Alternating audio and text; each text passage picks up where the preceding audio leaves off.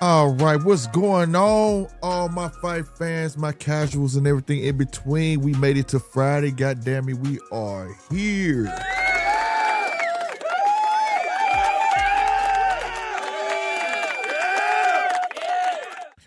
Ooh-wee. Are y'all ready for another beautiful night of boxing? Well, weekend of boxing, but it is boxing on somewhere on YouTube.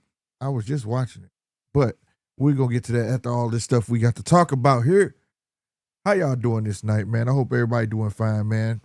Hope y'all have a great weekend, bro. Me, I'm tired, I ain't gonna lie. The dollar never stops, so I gotta keep on chasing it. Hope y'all feel the same way on that, you know what I mean? But we're gonna go ahead and kick this thing off immediately. I'm talking about, let's get straight to it, man. Let's get straight to it. If I can. If my button wasn't jammed, what the hell, bro? There we go. Now we here. You can see my ugly mug. What's going on, everybody? Now we in there like booty here. Let's go. You know what I'm saying? Been some crazy news today. The whole Conor Benn. I don't know if I want to start with Conor Benn or Mayweather. I think we'll go ahead and start Conor Benn. It's the lighter of the two. People think are reporting this as if Conor Benn, let's say he left Eddie, right? I say he left Eddie momentarily. That's what I believe. I believe he's left Eddie momentarily, bro. I don't think he's going nowhere, to be permanent, if that makes sense. I think he's just trying to do like what we was talking about last week. When I said I believe fighters should sign to years, but except he just signed to a fight deal. But ain't nothing wrong signing a one fight deal. A lot of people reporting and saying he signed with Zuffa. Signing with Zuffa would have been a long-term deal. Signing with Zuffa for a one-fight deal is not a bad thing, especially if it's worth 8 figures. I mean, hey, if you too cool to make 8 figures, bruh, hey, kudos to you. But I kind of feel Conor Benn on this one. But I also feel Eddie. I was watching an interview with Eddie where Eddie looked heartbroken. No shade. I'm not throwing no shade at Eddie, but he did. He looked heartbroken. He took him to the tippy top, you know what I'm saying, and almost getting him to a belt, and then he burned out on him. Like he said, he feel like he mistaked the loyalty for business. Can't get attached. It is boxing. They got to look out for themselves as well. And that's just how it goes. The roll of the dice, as they speak. But Conor Benn did say he do want to work with him again in the near future. But Conor Benn going to Zuffa is not a bad thing. They know what they're doing. We kind of predicted this already over here on the judges' table that they were going to be reaching out to some stars or some fan-pleasing fighters and give them a nice bag. We knew they were going to have to spend money to make money and to get the crowd over that way. They're not interested in us hardcores. They're interested in the casual. If you look at UFC is a casual sport, bro. It's not like or MMA is a casual sport, right? Bare knuckle fighting, casual sport. There's no real stats in that. There's nothing you can really follow in that other than the guy's name and his personality. WWE, a casual sport. So Conor Benn fits that narrative. I mean, he's a crowd-pleasing fighter. He really is. He goes for the gusto from round 1 to round 12. And he's going to try to get that knockout. And that's what they want over there. You know what I mean? The same thing with Jabatai. They look at Jabatai as a killer. And that's another market they want to tap in. If you recall, Dana said that they're already in so many countries and there was more to come. That is crazy. So they definitely try to have somebody every region that's going to please that region. And do the damn thing. Now, Conor Benn not no star over here in America, but over there, I think he's proven twice that he could be a draw, you know, when he fought Chris Eubank Jr. You know what I'm saying? So I think that's what they're looking at. They may be planning a Zuffa England. Who knows? I don't know. But nonetheless, I get it. Now, the way he ended it with Eddie, man, it was the same way I felt like Richard Hitchens did him. And I think they share the same manager, by the way, too, though, but I could be wrong on that. But what is it about Eddie where people just be like, it's not like disrespect. It's almost like they kind of intimidated. You know what I mean? Like, or he's such a good friend that they just don't want to break his heart. I don't know. But nonetheless, that's the only thing I thought, like, damn, another one, man. You gonna do him like that, bro? And Eddie was, you could tell Eddie wanted to say a whole lot more, but he was being classy and said he didn't want to smear Conor Benn's name, which I wouldn't have done it neither because that's, you know, business. It could land a future business. Like I say, it's a one-fight deal. But even Eddie was talking like it was more than one-fight deal. Like he just signed his life away to the enemy. But I do get, what's the old saying? I can't be cool with people who are cool with people that ain't cool with me. And I think that's how Eddie feeling. Eddie was just doing an interview yesterday talking mad-ish about Zuffa. It's trash, it's this. Then he learns a couple days later that, you know what I'm saying, my one of my best guys is finna go mess with them. I think that's where a lot of this frustration is coming from, you know what I mean? But I don't think it's a bad deal at all. I was trying to find this quote he said where he was saying he can't pass. It just shit. It was about the money.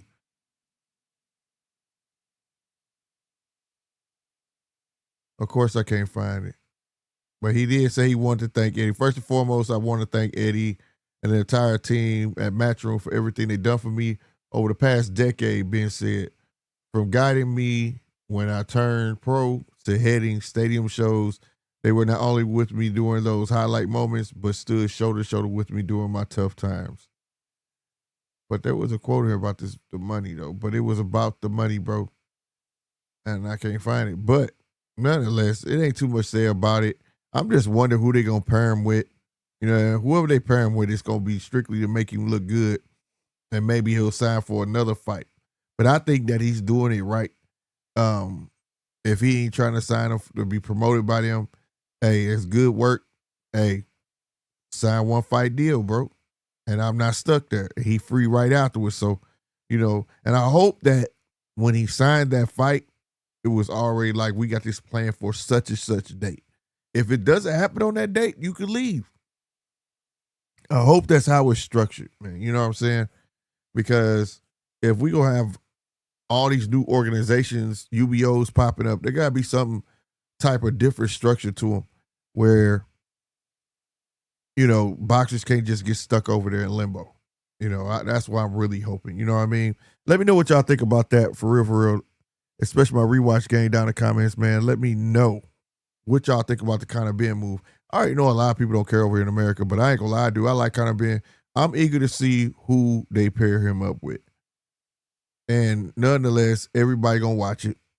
So stop the capping. I can hear y'all capping now. I don't give a damn. You go watch it on Sunday. For real. The Supercar has been cool, man. They ain't been bad. You know what I'm saying? They have not been bad at all. So, we definitely go check him out. Now, the news that messed me up, where at first I thought it was just, BS. I already knew about the Mike Tyson and Mayweather. They announced that last year, earlier mid last year or something like that. And I was like, well, they keep promoting it, I believe it. Then it came back up in January. I said, oh, okay, so it's going to be a real thing. Now we add additives and preservatives to the jelly and talking about Mayweather coming back. Now, it ain't they talking about it. He made the quote. He want to come back at 50 years old. Say he still got it. He going to throw the biggest shows. Ain't nothing nobody can do about it, basically, in so many words. You know how the man talk. Me personally, I know a lot of people, I'm going to get bombarded. I didn't mind that Pacquiao came back. Hey, the game was getting kind of stale, dog. It was. So I didn't care if he came back and shook things up with the youngsters or not. I admire that. If you think you can do it, if you can handle it, fine, right? Shit, you see Pacquiao came back and got the fuck on. He finna do an exhibition with Proctor called, I can't never say that dude's name, Ruslan. I'm going to say Ruslan. He going to do an exhibition with him, somebody up in his age. You know what I'm saying? Like, man, hey, I ain't finna mess with these youngsters no more, bro. Let's see if Floyd can stand the test of time. Now, it'll be very interesting if this dude come back and he can actually tango with the youngsters, bro. Like, who would y'all want to see him fight? I don't.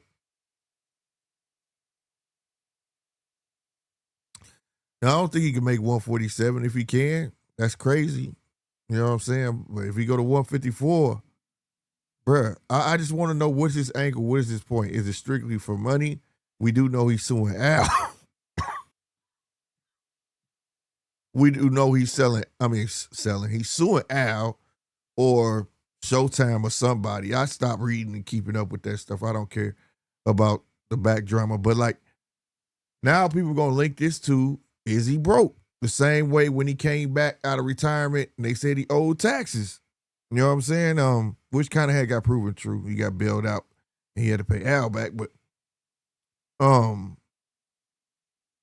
it's kind of a bad look, man. The man putting on this facade and that he got all the money in the world. He owns skyscrapers, you know what I'm saying? And in New York, like 30-something buildings. I'm exaggerating, I don't know. Paraphrasing rather. But at the end of the day, is he? Now, I'm just saying this because I know that's what a lot of people are asking. Me, I don't know. Secondly, I don't care. I don't. If he go come back and fight, let's see if you got it, sir. And you better know before you step in that ring, before these young bucks tag your old ass, but, I don't care. Come on back. Come on. Give these youngsters an opportunity to get in the ring with a legend. One thing he ain't lying. It's gonna make some money. I knew my computer was tripping. It's tripping, bro. Or is it YouTube tripping? I think it's YouTube tripping, y'all. But yeah, one thing he lying, it's gonna make a shitload of money. It's gonna be weird. Now, this is the thing. When he did this before, he was messing with Famio. I couldn't watch the fight. So I hope this CSI detectives unit he fighting for, or whatever it's called. What is these people called? Because I ain't even look it up. Yeah, CSI, goddamn me. You know what I'm saying? That's the cop show, ain't it? But anyway, I'm finna look them up. CSI Sports. He signed them. Who the hell they gonna be broadcasting on? Netflix, who? You know what I'm saying? I could imagine Netflix to put money in, a bid in for a Mayweather fight. I ain't gonna lie. Coming out of retirement, giving the dance partner, I could definitely see that, bro. I could definitely see that. I'm finna check them out because I don't know anything about CSI Sports. That sounds like a government-funded a government-funded cover-up The best people in boxing, bro. I ain't gonna lie, bro. CSI Sports. That's a detectives unit. All right, so we got CSI Sport, Jersey City. Oh, Sports TV. Oh, here we go. It's a Fight Sports Media. Okay. Yeah, they got them plastered already on their website. Huh. Let me see if I can show y'all this. Interesting.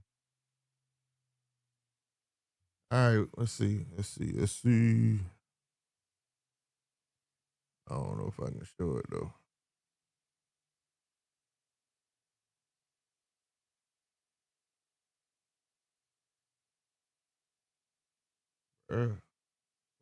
Oh yeah. There it is, right there. Say they had 90 plus million households. Through who? Oh, let's start at the top. Shit. We're gonna figure this out together, goddamn me. That's what we're gonna do. All right. I don't like the way this look on.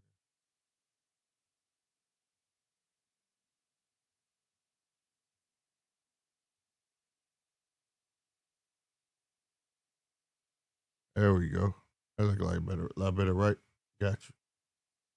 All right, check it out. A leading multimedia company created in 1997, CSI Sports is a multimedia company that acquires, produces, distributes, and broadcasts fight-related content weekly in the U.S. and international markets via 24/7 live sports network Fight Sports. Oh, snap. See, I don't watch cable, bro. Y'all got that as a cable station, bro? Fight Sports? Now, I know the Fight Sports, oh, that's Fight Schedule. I'm tripping. I got mixed up. Okay, I don't know them. All right, yeah. I don't have that as a cable channel, or they got an app or something. I have no idea. But all right, they say a global audience, 90 plus million households, 190 plus countries, 24/7 linear network, 20 plus years in business. Yeah, I definitely ain't seen this logo. Fight Sports. I never seen this. Live boxing. They do documentaries. Yada yada yada. You see, they got boxing all of a sudden. Who they done did?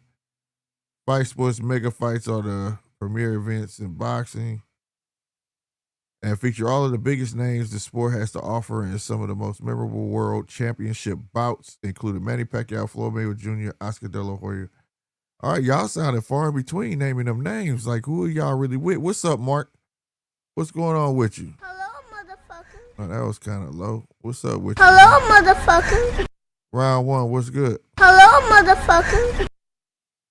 So this is weird. I still look, even a logo. Don't this logo down here? Don't this look like CSI FBI? Is he fed now, man? This shit look like straight up narc shit, bro. I ain't gonna. All right, yeah, all right. Here we go. This is what I'm looking for. But nonetheless, let me go back because I'll come back to that part. But it's official. So right here, if you see in the corner over here, boxing great Floyd Mayweather coming out of retirement after Mike Tyson exhibition. Boxing great Floyd Mayweather coming out of retirement after Mike Tyson exhibition signed exclusive deal with CSI Sports and Fight Sports.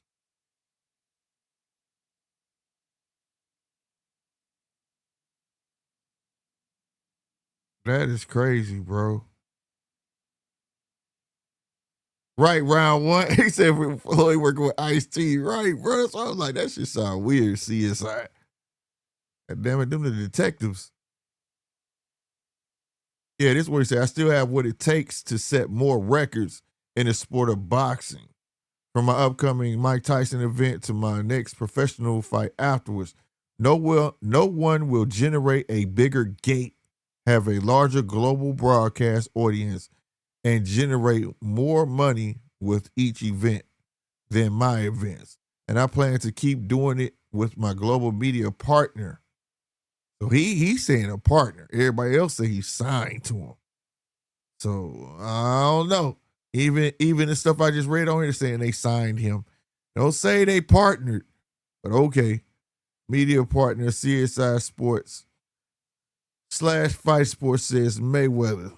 Man, we gonna see, bruh. This dude gonna come back at 50. Okay. We gonna see, but I still ain't never heard these dudes. We gonna go to Fight Sports TV. Oh, this shit legit.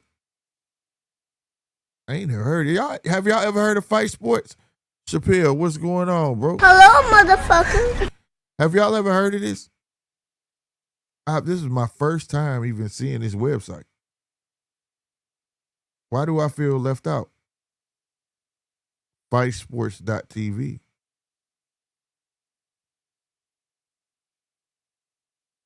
Oh, it's on the pop. I gotta bookmark this. But I wonder if they got an app.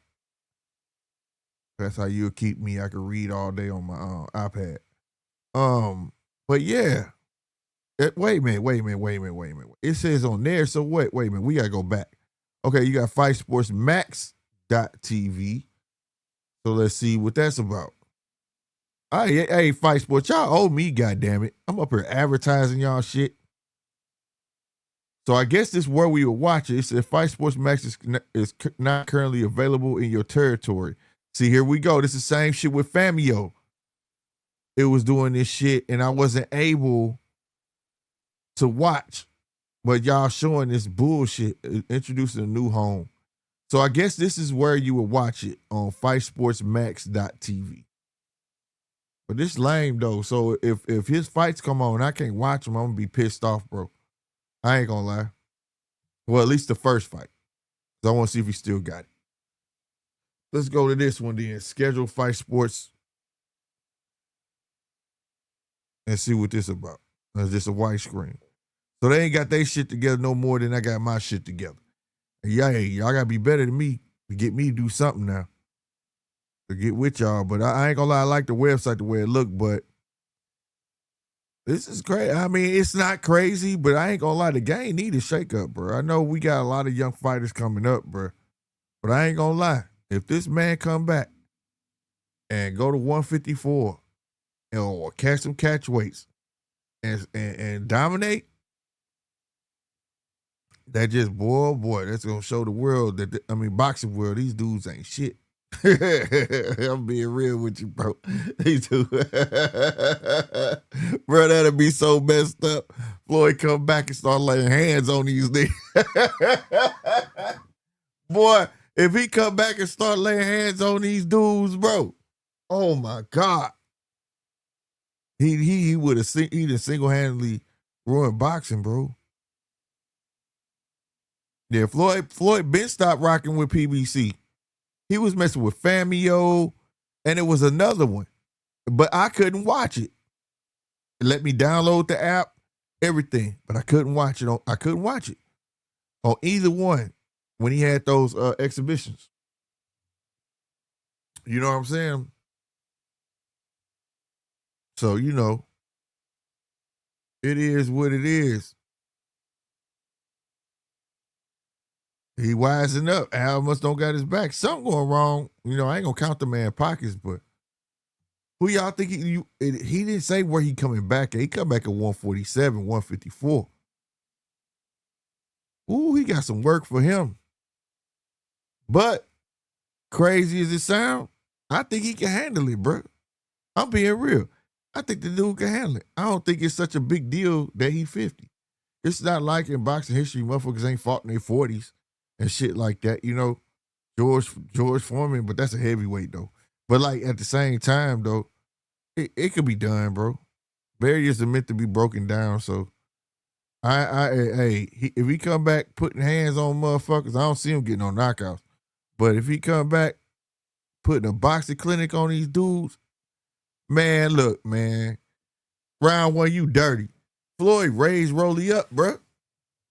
You know what I'm saying? That'd be cold, bro. That'd be cold work. He do him like that, bro. You hear me? Chappelle, he said, damn, Floyd 50. Man, look.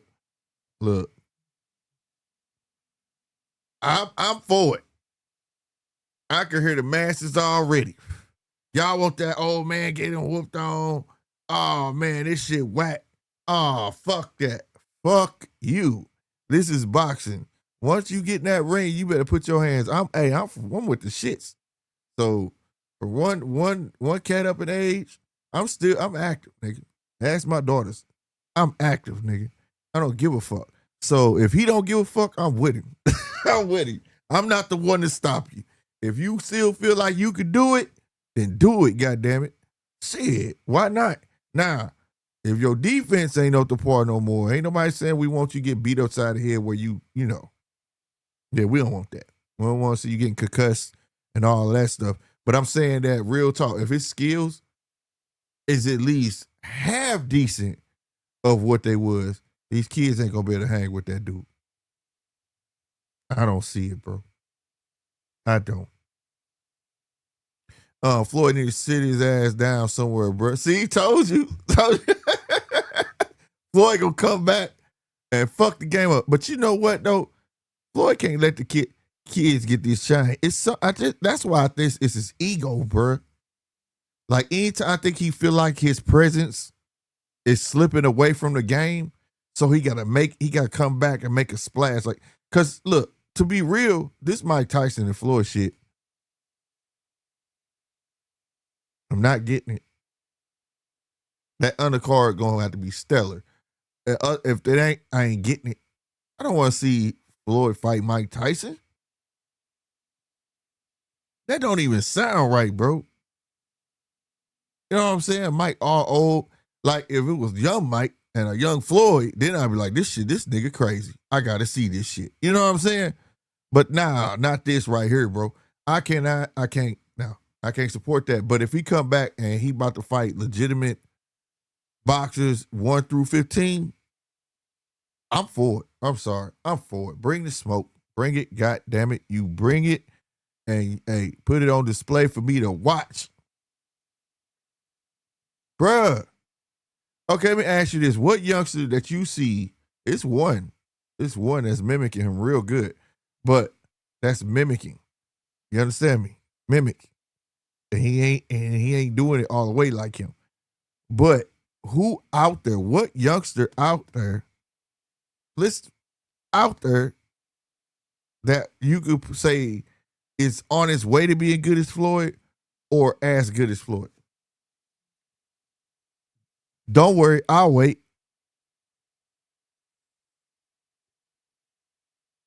Compared to Floyd, all the youngsters green, bro.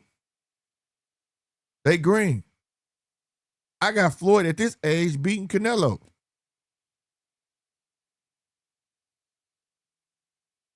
I got him beating Canelo. I'm just being real. I don't care. Hey, it is what it is. I'm telling y'all, I watched this shit, man. Canelo has not changed. You understand me? At all. If Floyd is half as good. Half as good. I'm telling you. He'll pull that fucking fight out. Now, the dream fight I would like to see, that would be crazy as shit just to see it. And it would probably be the only fucking thing that'll pull him out of retirement is Bud. I do. I think he beat Canelo. I ain't saying like at this moment. I'm saying he get a couple fights, like, get back in boxing shape. Which dude is a gym rat though? Because it'll be crazy if he do take on somebody after Mike Tyson and he dog walk him. That's gonna be crazy, bro. People gonna be talking about Floyd as if like he never left. Because he was that polarizing. But like at the same time though, I think he beats him. But I think this would be the fight. If Floyd was to call Bud out, bro, that'd be the fight to bring Bud out. I don't think Bud would want to lose all that weight though. But I think that would, I don't know. Because he's so competitive. If Floyd called him out, bro, that'd be hard, bro. That'd be hard, bro. I ain't gonna lie, I would love it. I probably sound stupid for saying it. I don't care. I will watch it, take my money. I'm probably trying to be there. But I think he would though, bro. I really do. I think he'd be. I think. See, Canelo feet. He's slow, bro. I keep telling y'all he's slowing down. Canelo's slowing down, bro. Canelo is not Canelo. You know what I'm saying? Triple G beat that version of Canelo that everybody holding on to. Triple G beat that shit up out of him. If Floyd lose bad, like I said, go sit your ass down. Who am I to tell that man what he can and can't do? You know what I'm saying? Now, if you get your, like I just said about well, you probably came in late, Chappelle. I was with it. I ain't mad that Pacquiao came back, but he got in that fight with that young man and came to a draw. And you see, he done took his ass, said, nope. I'm gonna do exhibitions. You understand me? Like Red Daddy said, what you bring your ass around here for? Get your ass in this car. That's what Pacquiao did. He packed it up, got in the car, and went to Exhibition Island. That's where he went. He said, man, I ain't got time for this shit. Fuck that. You know what I'm saying? And I respect it. He came back, he tried, and fuck it. You know what I'm saying? But what if Floyd get the same treatment? He come back and get a chance at a goddamn belt. And he actually pull it off. I'm not mad. Right now, the game need a big shakeup. We see that the shakeup with Turkey, it was good. It was why it lasted, bro. We'll get these ring cards. But how long is he gonna be able to produce big cards like that over and over again? Like, you know what I'm saying? That's from a promoter standpoint, but from these fighters, we need a shakeup. We need it. That's why I'm all for Jermell Charlo to come back. I'm not mad for that. I'm more mad at the fans sitting there saying that why Boot should have to fight him, or why should any champion at 154 have to fight him? You should want your guy to fight him so that guy could prove. You should want your favorite champion at 154 to fight Charlo next, so he would truly be the man. You know what I mean? That's how I see it, 100%. I don't see it as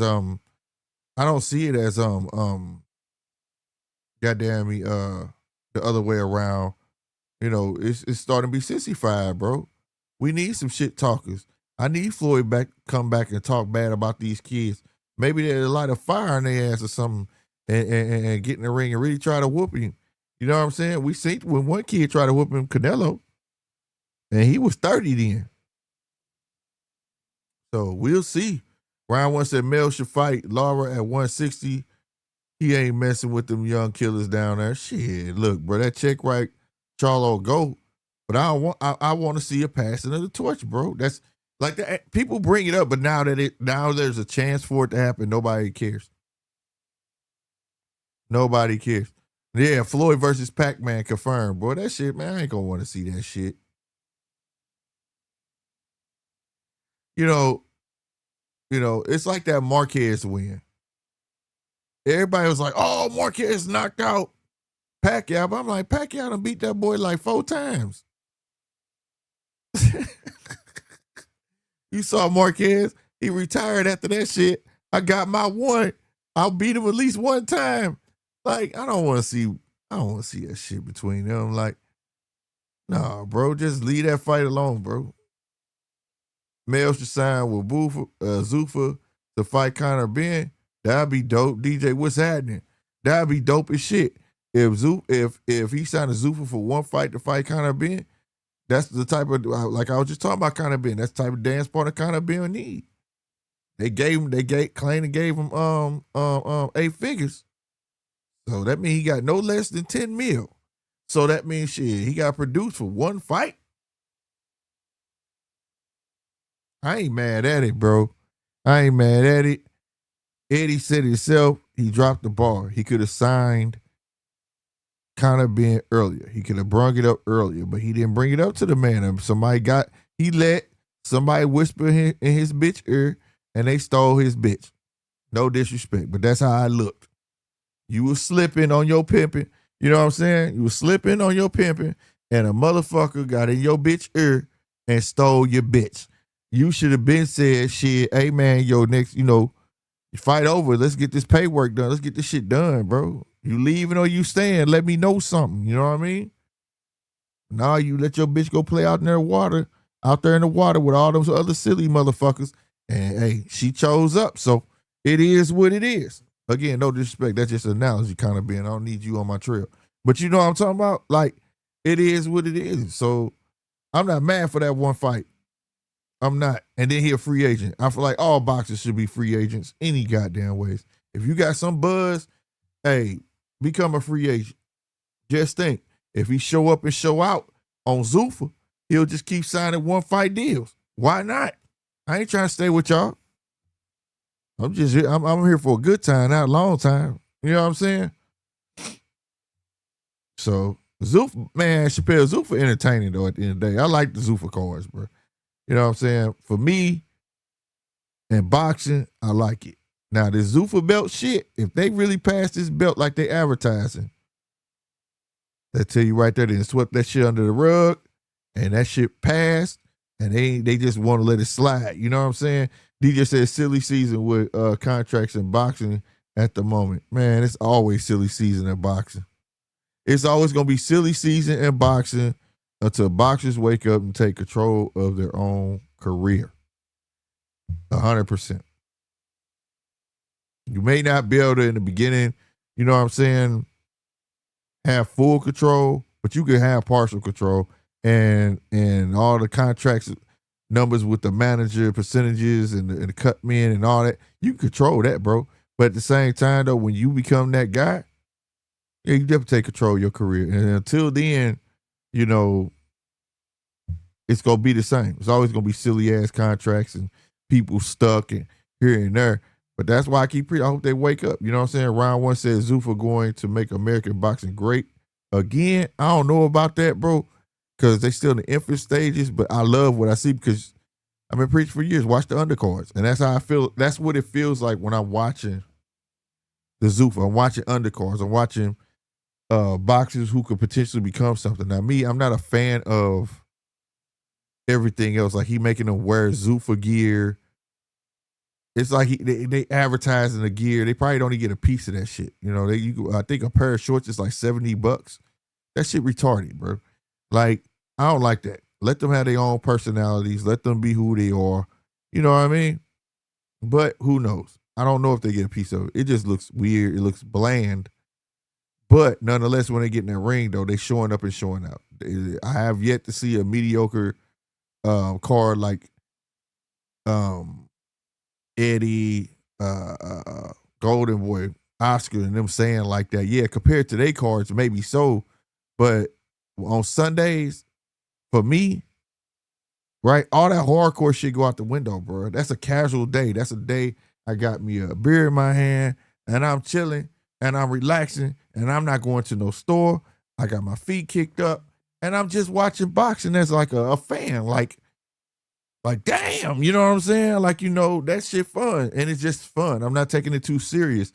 And I think it fits that purpose. You know what I'm saying? So in the essence of that, I'm not going to call it garbage. Because for me, if it feels a void of fun. It's not intense. It's not, oh, I hope this dude win. I don't care who win.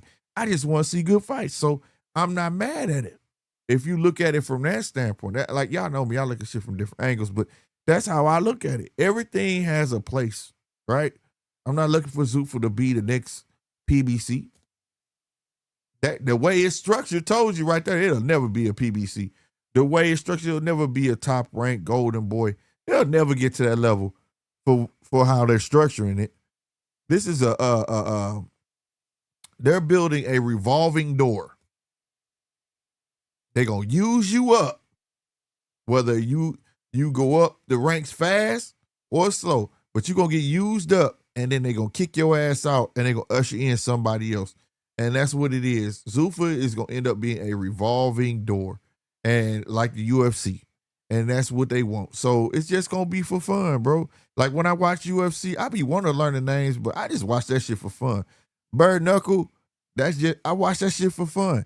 I don't take that shit serious like that, bro. Like, because I don't know how, for one, how the fuck, what is this, how do y'all find stats on there and shit like that to grab hold to where I can follow a guy, like he get this many chokeholds, he get this many submissions, I don't even know, you know what I mean? Like, I don't see the rhyme or reason in what goes on with that stuff. Like, for instance, I watch videos of these dudes talking about I'm in jujitsu, he training jujitsu. That motherfucker get in the ring, he ain't did a shit of fucking jujitsu. I done watched this motherfucker do 20 flying back kicks on a damn heavy bag, and he getting a fight. He ain't did it not one time. It's hard for me to follow, so I just watch it for fun. You know what I mean? Like that way, it becomes entertaining. You know what I mean? For me, it becomes entertaining for me, and that's where Zuffa at for me. It's entertaining as shit. You know what I mean? Real talk. Heavy bag, what's going up, man? Salute, old fella, up tonight. Yeah, man. Yeah, I feel like I'm putting all these miles on my ass. That's a fact. I really feel that way, sir. I really do. Salutes to my man Heavy for that $2 dono, man. I appreciate that, man. Y'all make sure y'all hit that like button too, man. Straight up. But no, on everything though. DJ said Eddie might have dropped the ball with Bam as well. Nothing signed yet. Zuffa might get Bam. They just might. They just might, bro. But like I say, these are the guys they grabbing got some validity to themselves. So, you know, he might go over there for that one fight deal. Mind you, Robert likes Zuffa. Robert already been, he been on what? Ain't Robert been on all 3 cards with his fighters? The last card he had Leo on there. Look, bro, they gonna go where their money at, especially if you can't get me the fight I want right now. I don't see a problem with that if you sign a 1-fight deals. Conor Benn might end up on a card over there very soon. Get that shit out the way and come back. You know what I'm saying? I don't see a problem with it. Bam can go there and fight, get a big ass check. Because like we were saying before, DJ, you was on here when we said it. They're gonna have to spend money on some names to get eyes on Zuffa. Rumors swelling about Usyk going to Zuffa. I'm gonna be real, I don't care. If he go, I don't care. He don't want to fight no more. I feel like Usyk did what he was supposed to. He did what he sought out to do, right? He accomplished the mission, right? I don't think he saw himself going anywhere outside of that. Like he came and conquered. He proved his point. You know what I mean? He proved his point in saying, I bet you I can go a cruiserweight and go to heavyweight and dominate. And he did that. Better than any other heavyweight in his era. He went up, dog walked them, not once, gave these guys rematches, proved a point, and said, you know what, not going about your business. The only one I wish he would fight is old boy, my dude, they keep messing over. They talking about he had cocaine in his system. But other than that, he don't got nothing else to prove, bro. If he leave go to Zuffa and get easy fights and get big money for, I'm not mad at that. Like, goddamn, because the only thing left is young guns. You got Agate Caballero, you got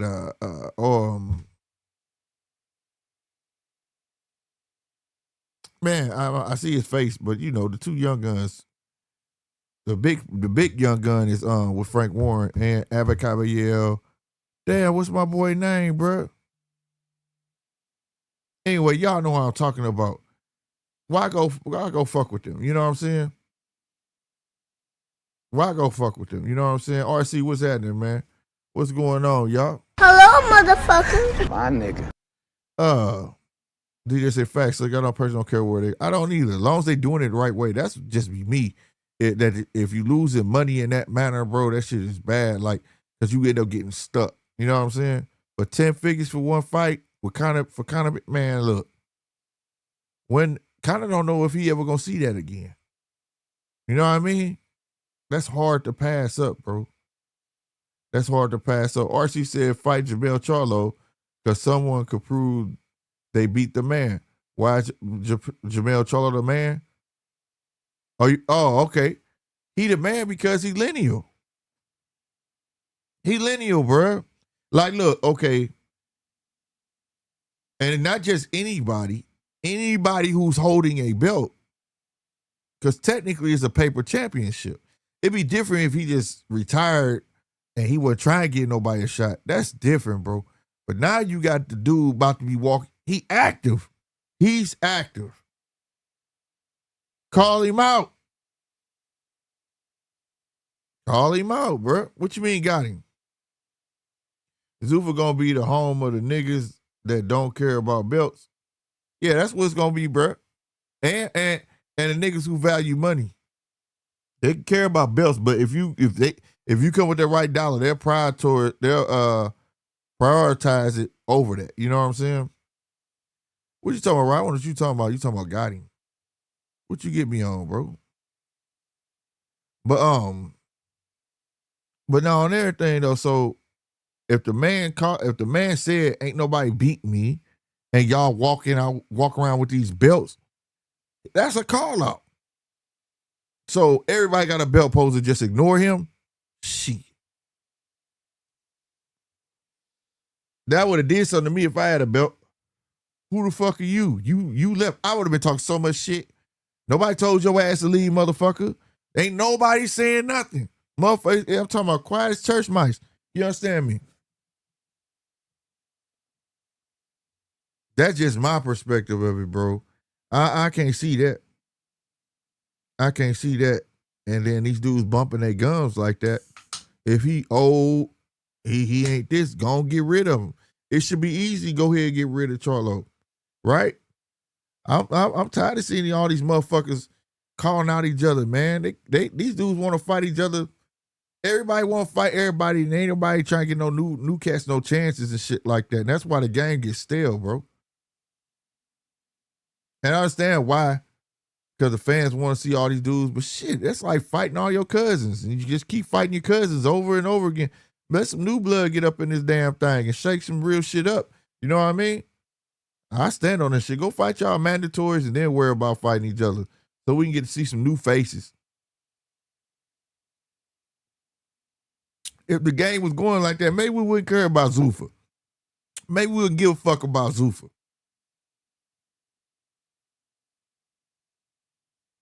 I ain't bullshitting. Bring back wrestling superstars.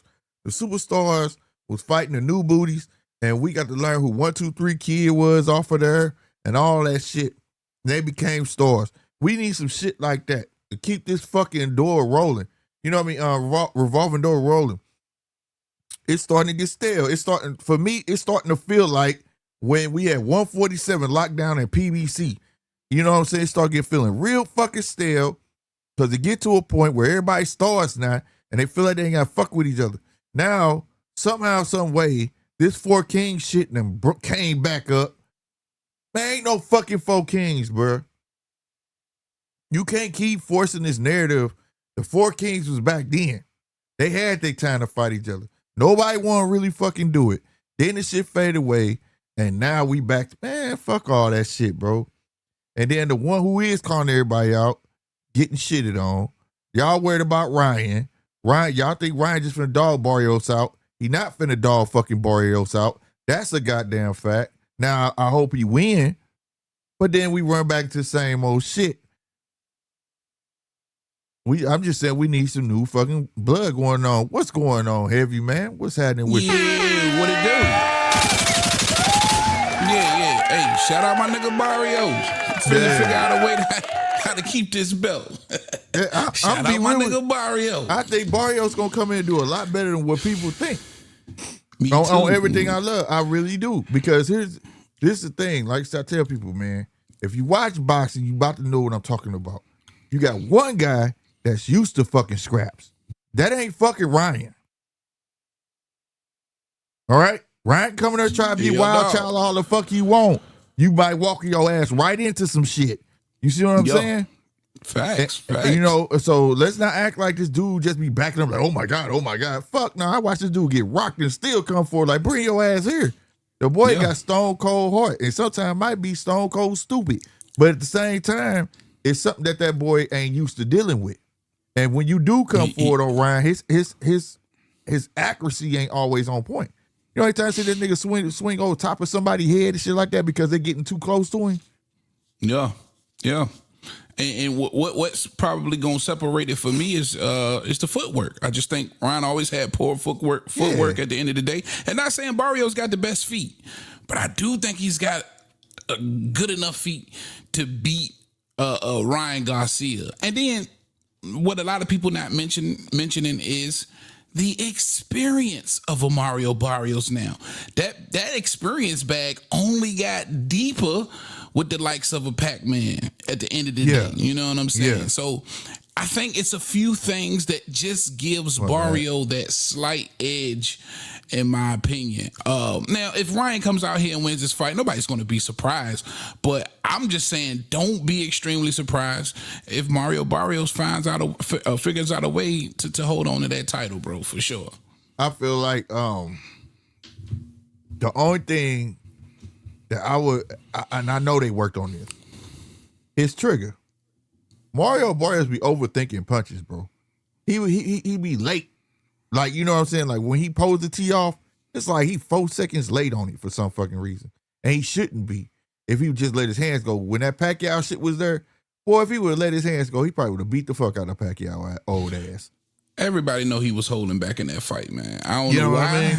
You know what I'm saying? I think he alluded to it where he felt like he called Pacquiao a legend to his face, and you know, maybe there was some sentimental shit going on in his mind. But I think we all are in agreement that he probably held back a little bit in that fight. Hopefully he did, but we saw so many openings for Mario Barrios to kind of take over that fight, and he just didn't. Right, 100%. And I just think that people they like, Ryan gonna do this because people want to see Ryan and Devin again. That's what they want to see. But I don't give a damn. He said that, what that kid say? He said, you know, when it came to Rolly fight, he really couldn't train, and he had to let the swelling in his brain go down. All this other bullshit. Man, that man hit you with a 2-piece left hook, just a pop pop. And you was handcuffed from there on. You was like, fuck that shit. This retarded motherfucker could punch. You know what I'm saying? Yeah. Like, you know what I mean? So what you think? You think Barrios can't punch? I just don't. Not you. I think Barrios kind of. Oh, okay. Not you. I'm talking about Ryan. Like, I don't know. And then you got to factor in the height. I didn't like the way Ryan looked. Now Ryan at 147 still looked like shit. This nigga looked like one of the bodybuilders that you know when they suck themselves all the way down to show all their muscles like that. Like, you's a big dude, bro. You ain't even supposed to be at 147. you could tell that the body fat was non-existent, man. It's no body fat on that dude, man. At all. Yeah, he jumping around trying to prove to us like he comfortable. Motherfucking nah, bro. You ain't comfortable, bro. Comfortable. I can't say that he looked sunken in though, right? He didn't have that death look. I thought Richardson Hitchens looked a little bit more depleted than Ryan Garcia, actually. Shout out Rob. He mentioned that Hitchens. I thought Hitchens looked a little bit more depleted than Ryan did. I think RC hit because I didn't know that. I mean, I knew Hitchens was a big boy. I didn't know how he was struggling with that weight, but to me, out of everybody on that stage, Hitchens looked like, I barely made it, nigga. But he still came in a half a pound under though. I felt like Ryan was face was sunk in an interview I was talking about last week. He had them glasses on. I said, damn, boy, why your jaw sunk in already like that, bro? Like, what the hell going on, bro? You know what I'm saying? But yeah, I agree with you. Hitchens just look like, you about to grow out of that shit real quick, bro. Yeah. And I'm mad though because ain't nobody talking about the fact that he's a champ. Gary Antoine's a champ. And Gary Antoine beat that boy 4 times.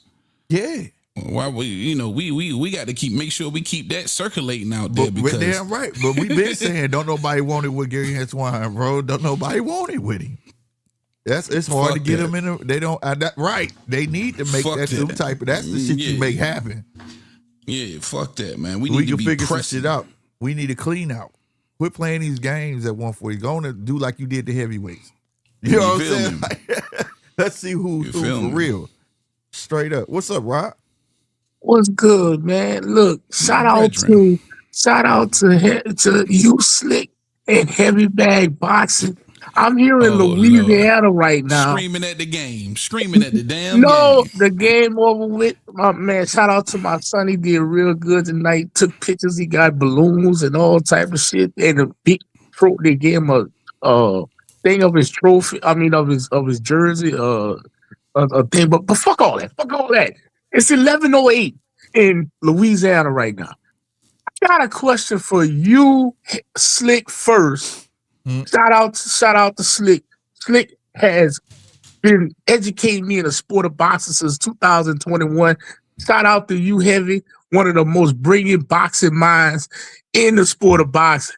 I just need to ask a question of you, great Oh minds, shit. especially you, Slick. What does lineal/ring magazine mean when a fighter holds that? Slick, what does that mean? Help my casual ass out. I gotta do a video on this shit too. It mean you the fucking man, bro. At the end of the day, you the man. That's why we've been saying the whole time. The whole time he's been that nigga lurking in the shadows when everything was going on. Remember, we kept saying, man, Charles can come out and fuck shit up, bro. Right. All the fights we was talking about, like, damn, Charles can come back and fuck shit up, bro. Right. He earns that fucking status. That's his status. That's the status he's supposed to have. But somehow, like he said, I feel him. He getting blackballed like niggas. He ain't talking about no damn Charlo. Hold on. No, hold on. Let me set up the fall for Slick. Because Slick, evidently, his miss was going on. Shout out to motherfucking Turkey Island.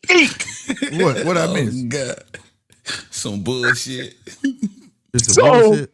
No, I just need to establish this before I pull this rug from under your ass, Slick. I gotta establish this. So you telling me a fighter that is a renowned Ring Magazine champion of his weight class is undoubtedly the fucking man. He is the one to beat. Shit right here. No, it ain't. No, it's not. Yeah, I'm just asking the question. Oh, it ain't? Okay. Go keep I'm just asking the question. It's undoubtedly the man to beat in that division. Ain't nobody fucking with him. Is what you're telling me. I ain't saying nobody fucking with him. I'm just saying that he reserved the right to be the man, though. Oh, okay. Where you going with this, though? What am I missing, man? You trying to... Now I got to choose my words carefully, goddamn it, because you ain't finna put me in the trick bag. Let me ask you a question, Slick. Am I already there, Heavy? I'm already in the trick bag? Yeah, I already got his ass. Okay. Let me ask you a question, Slick.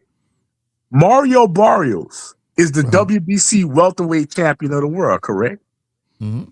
You know what else he is? What? The Ring Magazine welterweight champion of the fucking world. When did he become Ring? Thursday. He's the lineal, bro. Oh, they fucking it up. No. This is the second time. This is the second time. They fucking it up. No, Slick. You just told me. No. See, no. No. Hold on, I'm gonna explain to you how you loaded it. How you loaded it, though, bro. Dog. I would have known if they had put that belt up. I would have known if he was ring champ. I didn't know they just gave it to him. That's not how it's always been. It's supposed to be the number one and number two. They fight for that fucking belt, bro. So they fucking that belt up. That's why I had a problem with Boots getting it. I was like, what? Nah, fuck that. Like, that's not how that shit's always been. I understood the boot shit, but this shit here, I got to do this shit ridiculous, bro. Like they just came out of left field and just y'all boy this nigga the belt. Turkey. And they just gave it to him. Yeah, and guess what, Slick? Guess what's up for grabs and this so Saturday? That means Ryan can fuck around, be ring and be ring and linear. That's why I asked you, Slick. Because my little dumb casual ass just want to establish. No, I don't support that. That ain't it. That ain't the Ryan Garcia. I ain't believe this shit. The way I'll say it, but I will say this: that bullshit ain't got shit to do with Charlo though, because Charlo really is. You see what I'm saying? We watched him go get them fucking belts. He earned that fucking shit. You know what I'm saying? So we got some lineal is right, and the other lineal is not right. Is what you telling me? No. What you did just put the pieces together. That motherfucker trying to rewrite what was how it's supposed to be, because now it makes sense why they ain't trying to give him a shot. He trying to control where that belt go. Who he wants it on. Because watch this. I was told in rumors heavy that Devin Haney is going to fight Xander Zayas, and when they fight for that unified, it's also going to be for the 154 ring. Man, that's some more bullshit. Yeah, that don't make sense. That's even more bullshit. Shout out DJ Sir. though. I didn't know that DJ. Bro, DJ's listen to me. It's Turkey. Turkey's motherfucking Turkey do what he want. I've been telling y'all about this son of a bitch for the last 2 years. Yeah, I've been saying that too. But I'm saying though, Still my said nigga. when he went to Zuffa, that was my biggest question. When he went to Zuffa, and they was talking about the ring belt will also be up for grabs, how the fuck would he do that? Because the minute you do that and pair that belt with that Zuffa belt, that means you can't take Ring Magazine rankings serious. You can't do none of that. Well, you understand what I'm saying? So now I understand. I didn't agree with the boots. You know, even though some people do, no problem with that. But this shit here, they just say, here, you can have this. And Well, you no. ain't proved yourself. That's garbage, bro. don't make any sense. No, heavy, slick. Mario Barrios is the fucking man. He has defended himself. He's defended himself twice. Nah, bro. We don't give a fuck that he never won to earn it, and we don't give a fuck that he never won in 2 years. You're supposed to give a fuck about that. That's what I'm saying. No one number two supposed to fight for that. It fucked my head up, bro. I had went and I looked at the video, and that's how they announced it too. The ring belt is on the table, you know, in the proximity of Mario Barrios. Yeah, but I saw Versace and then holding they it. announced Mario Barrios, and they said the WBC and Ring Magazine champion. Guess what else, Heavy? Guess what else, Heavy? Put that over people's heads. When they did the weigh-in today, they re-announced him as WBC and Ring Magazine champion, Mario Barrios.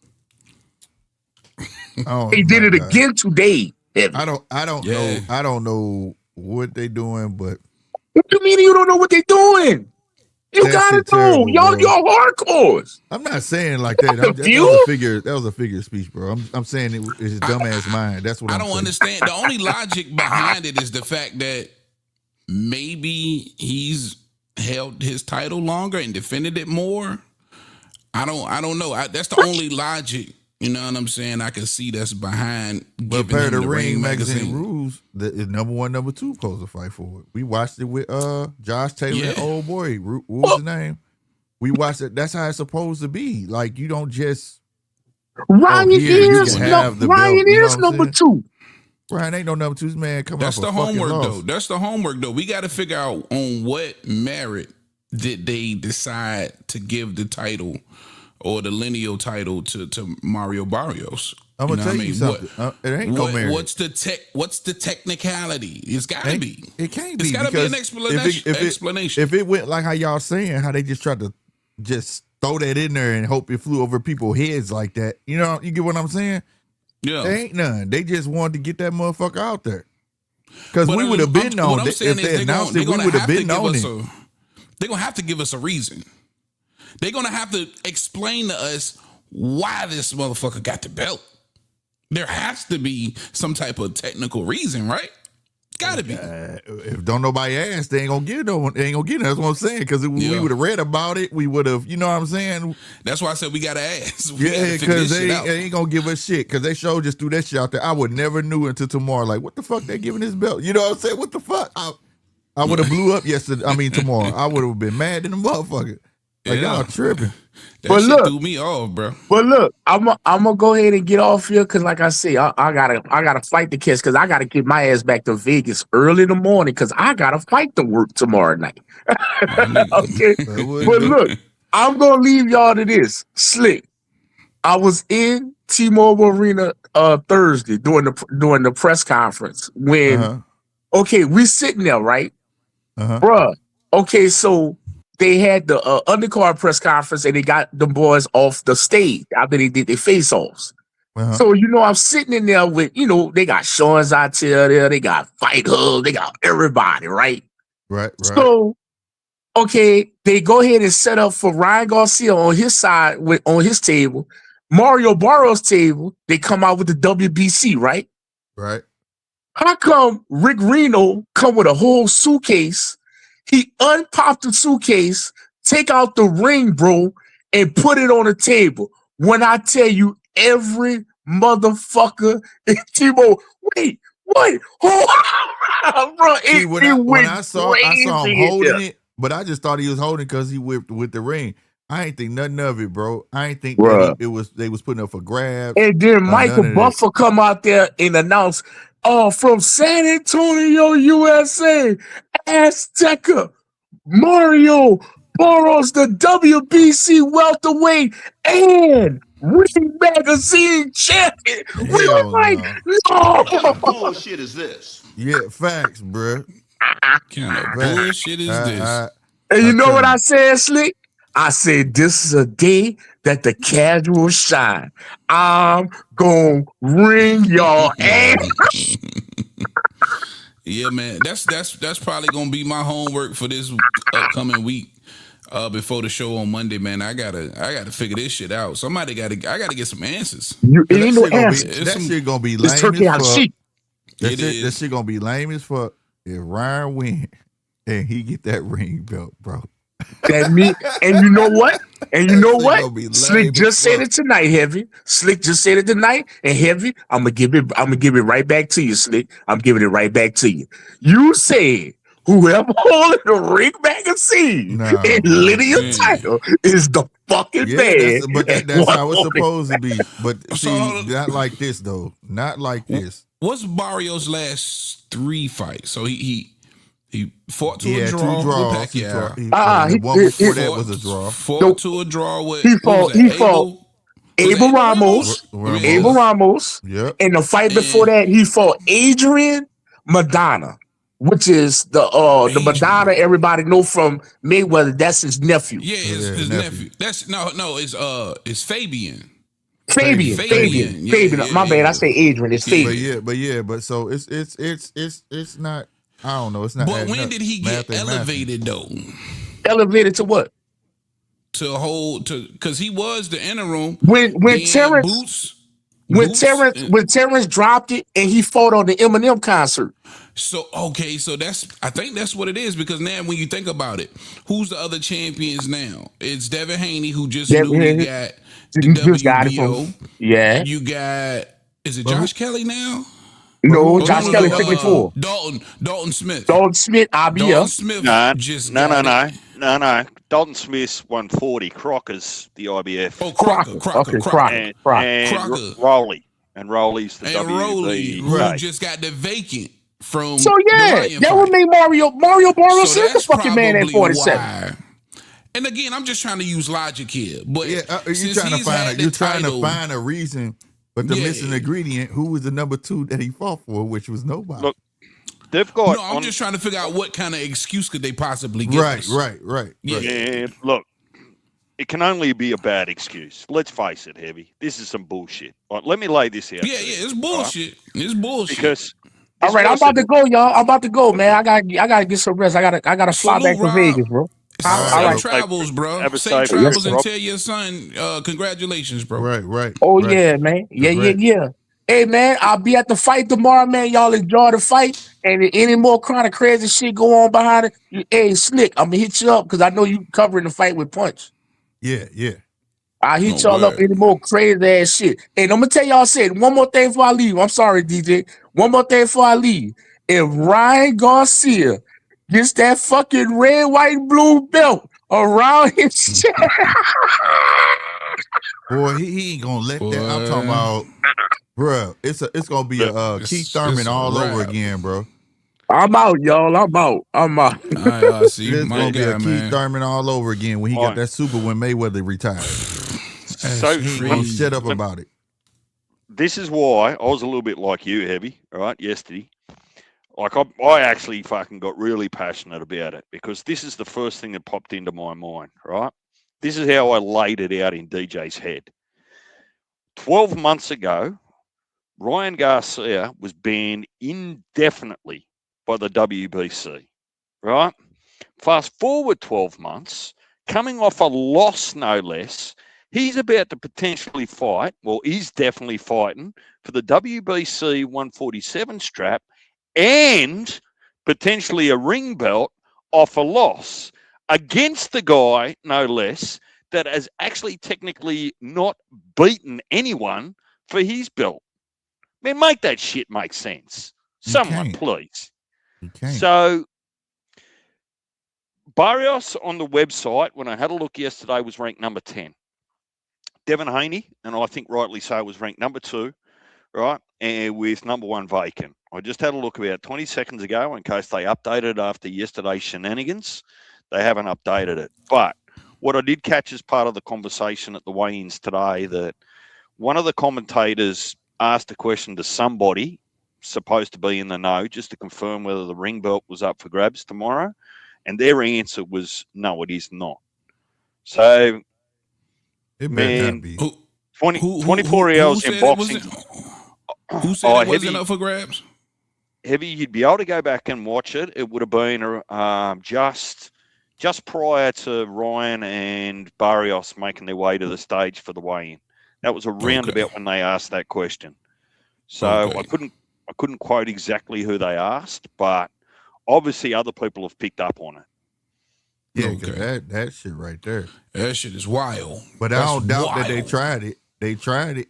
Well, they did. They tried it. They tried it. Well, think about this though, Slick. Forget about Ryan maybe winning the belt. What happens if Ryan shits the bed tomorrow and takes a loss and Barrios walks out with the WBC and ring belt? Ain't no one getting that off Tom Brown and Al Heyman. Nah. They're gonna protect Barrios for the next 5 years. Ain't no one getting near that belt. Nope. Shout out Mario Barrios. I've been saying it, man. That's the luckiest nigga in boxing, man. Mario Barrios is the luckiest nigga in boxing, bro. You think so, bro? I don't think so. I think about his career, bro. Think about his career and look at these big fights he's been able to get for really doing nothing. Yeah, but you got guys come nowadays. We got guys coming off straight losses, walking into championship bouts. But has their career looked anything like Barrios shit though? Look at Barrios' career. Well, a loss is worse than a draw. This nigga got to get a payday versus Tank. This nigga got to get a payday versus Pac-Man. And this nigga about to get a Ryan Garcia payday. And out of nowhere, this nigga's the Ring magazine champ. And all of a sudden, this nigga gets elevated to full WBC, and he done defeated that shit like 3 times. Yeah. What? This nigga's got a dream career for a nigga that he doesn't possess any. Like nobody thinks he's the goods. He went to all the right teams and got a Super Bowl ring. That's what he did. That nigga living the dream. But I can't say when we got guys legit taking losses and they just walking into, they getting chances over and over for a belt, and they should be knocked all the way down. You know what I'm saying? Yeah, but that's that popularity cancer that's in boxing, Slick. So you can be an extremely popular boxer, and look, you shouldn't be thrown in the trash after 1-L. We need to get away from that, right? But if you do take an L, that should definitely disqualify you unless it's a rematch clause. That should definitely disqualify you for a next fucking title shot in your next fight. That's garbage. It fucking used to. It used to. Well, at least Google got it right. Google is saying that Mario Barrios is not the lineal champion. Right. While he holds a major sanctioned and body belt and recently defended it versus Ramos and Pac-Man, the lineal welterweight title is not currently held by him. Word. Was it some publicity stunt that just went bad? Because we know that they haven't sold out the arena, right? For whatever reason. Yeah, well, that was the case like yesterday. $40. Yeah, so are they just trying to do what they do and just try to like amp up with all the titles and all the prestige, trying to get people to catch a flight to Vegas to see it live? I don't know, but the problem that you've got is if this has actually happened and come to fruition, there's no conversation that I can have for the rest of my life to justify that the ring belt is the should be or is the man of the division. Yeah. Like anyone that thinks that Barrios can beat, forget about Ryan. If anyone thinks that Barrios can beat Devin Haney, you're on magic mushrooms. You got to be. Yeah. Right? So. Yeah. I don't see him beating no boxers. I don't see Well, him beating no boxers. is it not supposed to represent the man in the division, the best of the best at that Yep. given time? Yep. Man, Barrios probably No, wouldn't even land a punch on Devin. no, He'd throw no. 20 and That's land what one. I promise you. I don't see him beating no boxers with feet. I just don't. But No, he so got a look, good shot of beating Ryan, though. I know that. yeah, I don't know about that, Slick. Look, for me, this is how I see it, and I'm not picking fighters this year. I might tell you who I prefer to win, but I'm not going to break it down. Barrios can only win by points. I don't think Ryan can win by points. He only wins by stoppage or knockout. So take that as you want, as how I see this fight going. Yeah. If But it's Ryan's all to win, it's by stoppage or knockout. It won't be on points. And if Barrios is going to win, I feel like it can only be on points. You think so? I mean, Ryan can be rattled. He can be, but see, the way I see it, the fight is all based on Ryan. It's gonna be based on how Ryan gonna choose to come in and fight this fight. Barrios gonna fight the same fight that he always fight. You can say that, but Barrios has watched Ryan fight probably every fight for a fight study for the last 20 fights that Ryan's had. There ain't no guesswork to what Ryan's good and not so good at. If you think that Barrios and his team don't know that and come up with a plan, so when you say it's all about Ryan, I disagree. No, Sometimes that's what I'm saying. the best fight plan can be better than the best fighter. Well, that's true. But I'm saying that, like you said, them watching him and having Grusin in his corner, Ryan got to come with something different. Ryan gonna have to come with something different, something that they hadn't seen before. Well, I don't see him standing there fighting Barrios, and that's what Barrios will do. Barrios will fight, but I don't see Ryan standing there He will fighting fight, and he's kind of got like that Devin Haney power, where it's enough to keep you honest. But I just think the experience, man. Again, look at all of the names I named that he's been in the ring with, that Barrios has gotten to share the ring with. You gain a ton of experience from that. And that's going to be the key factor for me in this fight. I think we'll see parts of this fight where you might get a flustered Ryan Garcia, where you get a calm, cool, collected Mario Barrios, who's adamant about pumping and jab, keeping busy in certain spots. And that experience just kind of showing itself throughout the fight. And I really think you can lean on that. You know what I mean? I think he's going to be able to really lean on that for Mario Barrios, man. It's going to be a knockout I think it's going to be knockout or lose for Ryan Garcia. Yeah, that's probably a different way of what I was trying to say as well, Heavy. Yeah, like I'm about to say it's the same. But, I think the longer the fight goes, the more that ends up in Barrios' favour, because Ryan doesn't look good in the deep late rounds. Right. Yeah. He same fight. Well, honestly, I think he looks really fit today.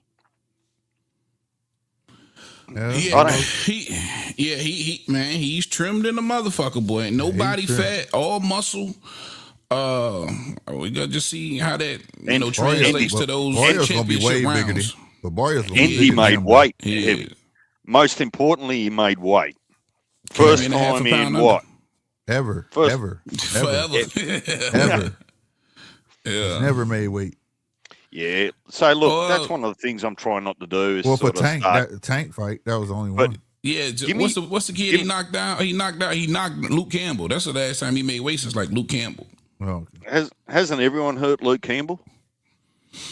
Yeah, I was just saying that. I think that was the last time I actually seen him make weight. And Luke Campbell hurt him. Yeah. So let me ask you too before I maybe drop back down. Give me your odds, not promises. Give me your odds on Duarte upsetting Hitchens. Woo, boy, that's the one right there, boy. Because I've got a hunch or a gut feeling that could be on the cards, right? That could be like a motherfucker, bro. I swear to God. I'm taking Nair Albright, so I feel you. And given the way Albright against Gary Antoine? I mean, I'm tripping. Frank Martin. Frank Martin. I'm tripping. Yeah. I like Nair. Nair can fight, bro. But no, man. Yeah, given Hitchens the way he looks, it makes me a little bit nervous. And Duarte, he's got that equalizer. He can break if he doesn't feel anything coming back from Hitchens. It could be a long night. I still like Hitchens in the fight. I just think it's a huge skill set gap, man. I just think he's much faster, much more skilled. He'll be hitting Duarte 2 or 3 to 1, and Duarte is going to take something to give something. I think it's just going to be a matter of can he catch Hitchens at the end of the day, and I don't believe he's going to be able to do it. I'm going to tell you something. So none of you answered my question. Give me your odds for an upset. Odds. I'm gonna say maybe if you want to call 40%. It an upset. Yeah, I say maybe 40%. Yeah. Okay, so you got it 60-40 Hitchens. Yeah. I agree with that 60-40. But I tell you this, Hitchens try to ride that fucking back foot, he gonna have a problem. He gonna have to at some point he got to push Duarte back, bro. He gonna have to show Duarte that I will stand here with you. If he don't do that and get that man respect, it's gonna be a long night for Hitchens, bro. Yeah. Because I really think Duarte's a better version of Lemos. And we saw how the Lemos fight went with Hitchens, right? A lot of people even thought Lemos won that fight. Yep. So hopefully he learned from that fight. But I still put a good amount of stock in the skill set of Hitchens, man. I like the kid. I really think he can fight. Yeah. Nine, you better not be turning up on Demon Time. Oh, shit. Is that nigga 9? Yep. Hey, love, put the disclaimer up. Man, how y'all fellas doing, man? I was actually on my way out to go to bed, man. And then I was like, let me get on YouTube. And I seen the homies was homieing. What's going on, man? Salute, my brethren. I seen the homies was homieing. So I was like, oh, yeah, man, I got to get a part of this, man. What y'all talking about tonight? The upcoming fights tomorrow. Well, I actually your favorite fighter. We talk about your favorite fighter, Ryan Garcia. Yeah. 9, give me your odds while it's fresh. Just before you popped up, I just asked these other two guys.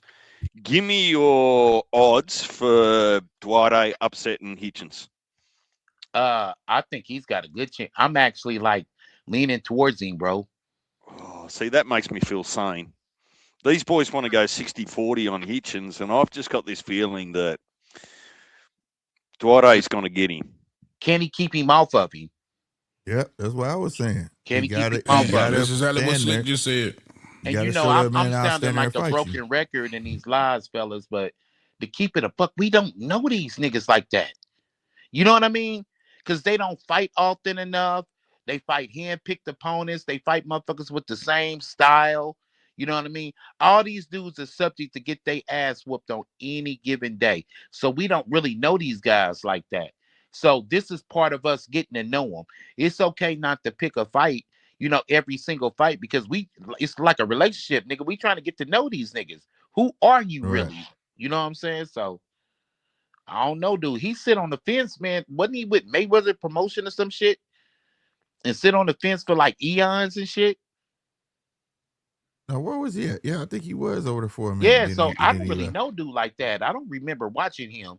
But I could agree to the standpoint because we talk about you talking about Duarte. No, I'm talking about Hitchens. Yeah, Hitchens. Oh.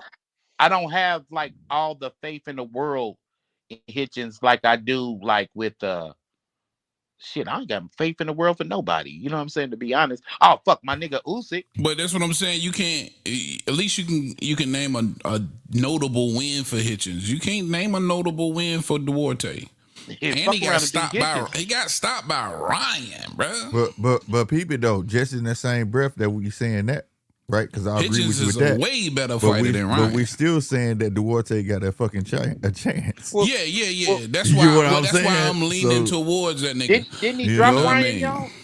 Didn't he drop Ryan? No, he didn't drop Ryan. Hang on, Heavy. Just back up a little bit, right? when you say that Hitchens has beat notable names, like who? I said beat a notable name. Yo, boy. Like who? The Australian bum. Man, Bumbosis. you can't call shots fired. Okay. Listen, Shots fired. I'm sorry, man. I'm sorry. It wasn't me. You are a hater. Maybe I am. Only thing you gotta do that's to how I get him imagine back, DJ face was when you said that. He was like, the only thing you gotta do is get him back and say Keyshawn next, nigga. Keyshawn next. No. All seriously. I mean, we can't say that Kambosos is a notable name. hang on, just heavy. Just stop your lips flapping for a minute before you put both of your feet in the same mouth. Right? See what I'm saying? You can't call a guy a bum and then in the same conversation call him a notable name. Pick. Just pick. If he's a bum, he's a bum, and Hitchens beat up a bum. Right? I'm gonna tell you like but you can't call him a bum and a good fighter in the same sentence. That don't make sense. I thought the disclaimer was going to be for me. This shit about to be good. Let me tell DJ something my grandma used to always tell us. Two things can be true. Two things can be true, DJ. It's okay. Man. He's a notable name. This is a formal, lineal, unified champion. Man, and the tail end of his career, he's been a bum. Okay. Well, let me, using your theory, if you've got Hitchens on a 60-40 because he beat Kambosos, man, your head's... That's what I'm hearing, Heavy. Yeah, that's what I was getting. That's what I'm hearing, Heavy. That's not what I know. Listen. We got to rewind the tape. All I said was, at least with Hitchens, we can give you a notable name. We can't give you any notable names with Duarte. That's all I said. And Buster Douglas was a former undisputed champion. Go figure. You feel me? That's all. I feel both of y'all, man. But in the same breath, we talking about Duarte. Like, well, he did in the third, but then we sit here giving Duarte a strong ass shot to beat Hitchens, though. You know what I mean? So that's where it relates to 9. Like, I think we are just really getting to know him. If we really sitting here saying that Duarte got shot against him, you know what I'm saying? That's my point exactly, man. Hitchens ain't had those fights where we can confidently say, "Hey, I'm taking Hitchens." There's no ifs, ands, buts about it, right? This is another stepping stone for Hitchens, for sure. Yep. Is he gonna pass this test? Yep. Yeah. You know what I'm saying? It's a showcase fight. You know, the reason why I wasn't strong on Devin is I seen Devin have showcase fight after showcase fight, and shit, nigga got rocked in a couple of them motherfuckers. You know what I'm saying? For all those Australian boxing fans out there, it would be fair for you to reconsider your subscription to Heavy Bag TV. Here we go with the bullshit. Relax. Nigga, it's just you and Mark. Relax. Relax. No, kangaroo's in he. Oh yeah, kangaroo. And look at your own fellow Australian man in the chat, Mark Wynn. Which Australian bum you talking about, Heavy? There's a few. God damn, bro. It's your own people. God, they say it's your own people to get you, huh? See, DJ, you got the animosity aimed at the wrong man. Look, Mark's the exception to every rule. Every single rule you know, Mark is the exception to it, right? Yeah, I mean, he's just a realist. We realists around here, that's all. You know, it's a difference. Yeah, man. But no, man, you know, all bullshit aside, he's just, you know, you want to look at Hitchens and say, hey, he's a world champion, but you still haven't seen enough to say he's proven. That's all. You know what fight on this card is intriguing as hell to me? Which one? Martin Albright. That is intriguing. That's what I said. I want to see how Martin look at this weight. I'm taking Nair, nigga. Are you really? Yeah, I got Nair for the upset. I can't be mad at that. I just want to see how Frank look at this weight, if it's really gonna make a difference. He's been out the ring, what? Well, you seen him bring his last fight at 140, didn't you? Yeah, but that was, come on, man, that wasn't that. Man, you don't like Rances, bro. Rances throw a ton of punches, and he always been entertaining. When the last did he fight? Last time he fought? Him and his brother Before both, then? they was missing in action. Him and his brother never came back. I can't remember. I know, right? So it's See, I like reckon I that- couldn't take that serious. You know what I'm saying? See, I'm expecting that Gary Antoine Russell to be a bone burner. That fight. Yeah, I hope Hiroko good though. I hope he is, cause he got here hella late. He came to America hella late. But Hey man, everybody looked ready though. Everybody looked like they had phenomenal camps. Even Ryan. I'm surprised that Ryan came in under the 147 limit. You know what I mean? I'm surprised he came in under the limit. You know what I'm saying? He trying to prove a point. He trying to prove a point because this really is like, if he lose this, shit, he gonna be begging for handouts after this. He gonna be hoping Devin will fight him after this, because this that nigga gonna be behind the announcer table or something. Yeah, they'll find something for him. Yeah, you know what I'm saying? He don't beat him, man. He ain't getting that fight. He ain't getting that fight. But the thing with it's crazy. Everybody want to still see it. With the Barrios Garcia fight, though, the crazy thing is, and call me sadistic than a motherfucker, but I'm not watching it to see who wins. I'm watching it to see who the fuck gonna lose. Stupid. Hold on, what you watching to see who gonna lose what? I'm not watching. You not like you watch a fight. You like, damn, I want to know who's gonna win. I'm watching it to be like, damn, I want to know who's gonna lose. You know what I mean? Stupid, bro. Hell no, bro. You wonder why you've got the title 9. And when are you going to be honest with these boys and say you're really hanging out for Sunday night to watch Clarissa fight? Oh, shit. Man, fuck Clarissa, man. Damn. And I mean that literally with her chocolate ass. Damn. Cute ass. Man, Slick, did you put that disclaimer up? I think the audience might need to be reminded again. 9's on some fucking... You ain't gonna watch the Clarissa fight, bro? I'm not. Man, listen, bro. Bro.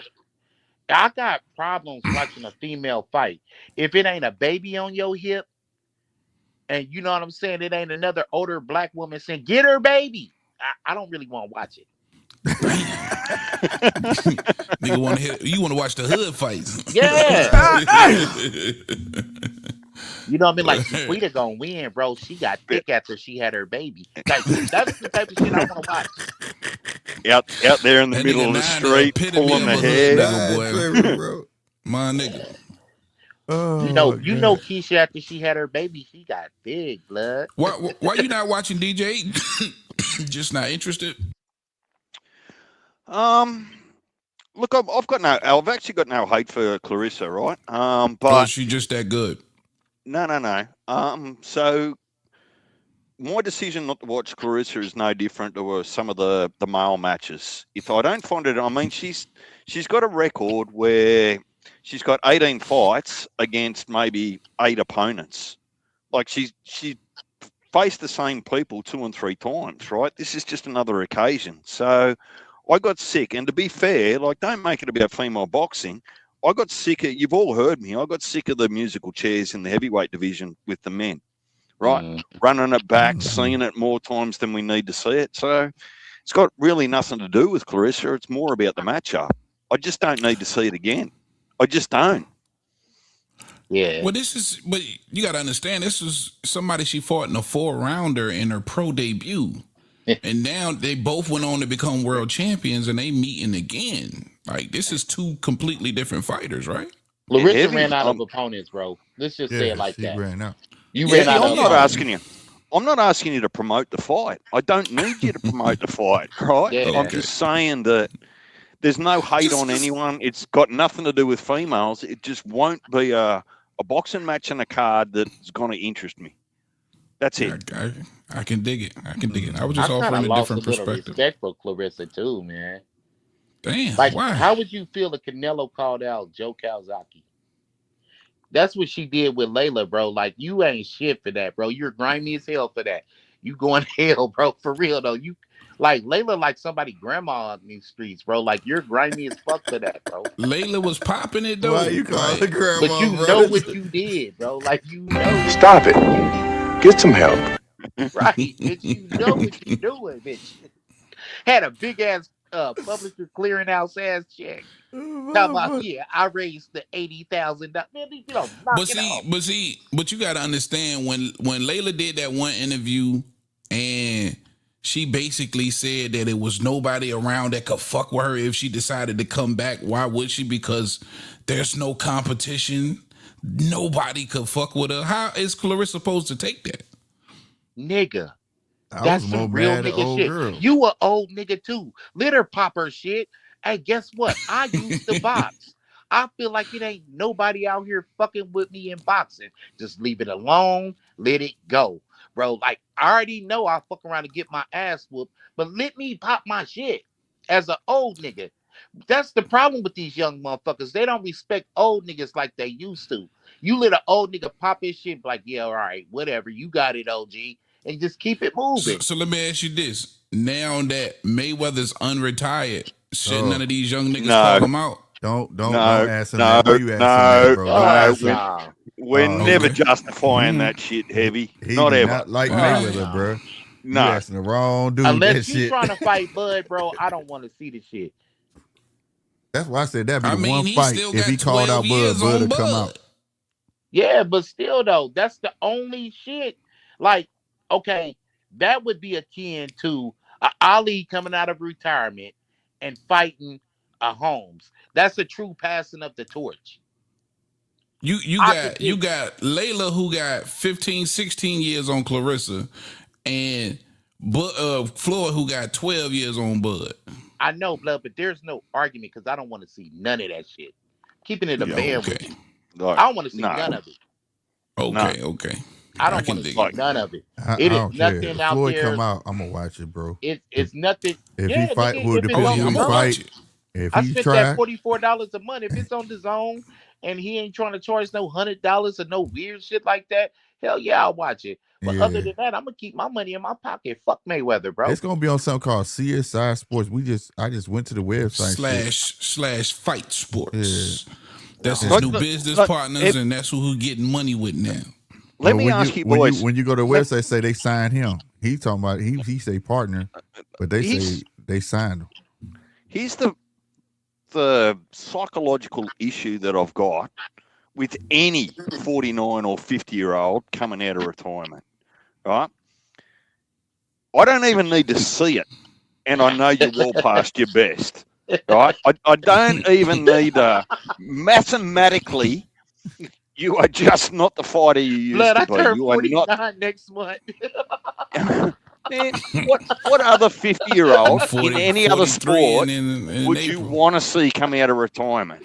Do you want to see David Beckham come out of retirement and start playing soccer again? Miss me with that bullshit. No one wants to see it. But what if he come out and he take on a young buck and lay hands on him though, bro? Oh, slick. Slick. If you're 25 years old, how much pride are you going to take? I'm just saying, I'm going to give him one shot. It's just like Pacquiao. I didn't care Pacquiao came out, but he said, fuck that shit. I'm going back to Exhibition Island. I'm with y'all, man. He learned his lesson. I would rather it not happen, but if it happens, I'm definitely watching. I'm watching it, bro. Sure. I ain't know. I might tell that man what to do. I would rather it not happen. Whatever happens, y'all can't unsee that shit because y'all know what it's like to be in the 40s. You wake up, you be like, God damn, the fuck did I bump my knee or something? Your knee nigga, I got the icy hot on the knees right now. I just applied that before I sat down.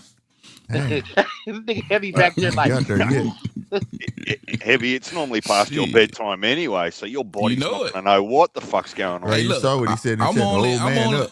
You feel me? And I'm only up because the nigga had a nap. Hell no, bro. I had that nap. The dude said he had a nap, bro. You taking naps? Taking naps, nigga. Bro, I ain't got there yet. Yeah. I ain't ready to be there yet. Fuck that. My morning start at 5:30, brother. Yeah, I've been working all motherfucking day too. I feel you, nigga. I'm like, shit. I was on the phone with Deej before I seen your light on. And I was like, yeah, boy, I'm about to go lay it down, bro. And then I was like, man, I'm just going to lay down in the... I literally told it to I'm just going to lay down and just slowly go to sleep. I fucked around and send you a few memes or something. He's like, all right, bro. Let me ask y'all, though. Crazy. Let me ask y'all, though. obviously this move for Mayweather is all about the money, but to announce that he's unretiring, it just mean to me it seems like he just wants to come back for that one fight, and that's the Pacquiao fight. Or am I just way off base? Because what other fight out there would you want to try to take as a professional? It's no way he's jumping back in the pool and fighting with one of these young niggas. So what's the play here? Fight? What's the gonna be like? I would love to know what everybody thinks the play is here. I think it's you said it. The only one I could see would be a Pacquiao, but I don't want to see that shit. I don't want to see that shit. Yeah, me neither. You remember back in the day when Pacquiao came back? Hey, God bless you all. What's up in the big world? My bad for cutting you off, Nine. Go ahead. Go and complete your point now. Remember back in the day, man, when Pacquiao first came to PBC, he came to PBC on a promissory note that he was going to get the Mayweather fight. Yep. That shit never happened. So if it didn't happen back then, I'm not really particularly caring about seeing the shit. I'll probably like activate Fire Stick, as you say. You know the drop heavy. You know what I'm saying? But as far as paying for it, Fire Stick activated. Yeah, sure. Bro. Because I ain't trying to pay no $100 for no bullshit. Two old niggas running around and shit. It'll look like that episode of motherfucking Boondocks when Stank Meaner and Grandpa called each other out in the parking lot, bro. Yeah. Two old ass niggas. What's the play? What's the play, Nine? What's the play? Is that the play though? More than likely, bro. Yep. Yeah. I'm not sure you want my conspiracy theory on this one, Heb. I would love yours, DJ. All right. I look at timing. The things in the world that happen in bunches tell me a story more often than not. So we've just had Mayweather come out and say that we're gonna take Showtime to court for funds that were redirected to where they weren't supposed to be. Right now, this also assumes that Floyd probably signed a deal with PBC and Al Heyman way back when, where a percentage or a advisor fee goes to Al Heyman, right? Which Floyd would have need to pay Al for the Mayweather bag, the Pacquiao bag, the Conor McGregor bag, and every other time that he gets in the ring, right? Al Heyman gets his cut, potentially, right? Now, if they've struck a deal out of court to say, well, now you can release me from that contract, well, Floyd can go into exhibition fights and pro fights and own all of the dollars under Mayweather Promotions without PBC or anyone else over there getting any cut of it.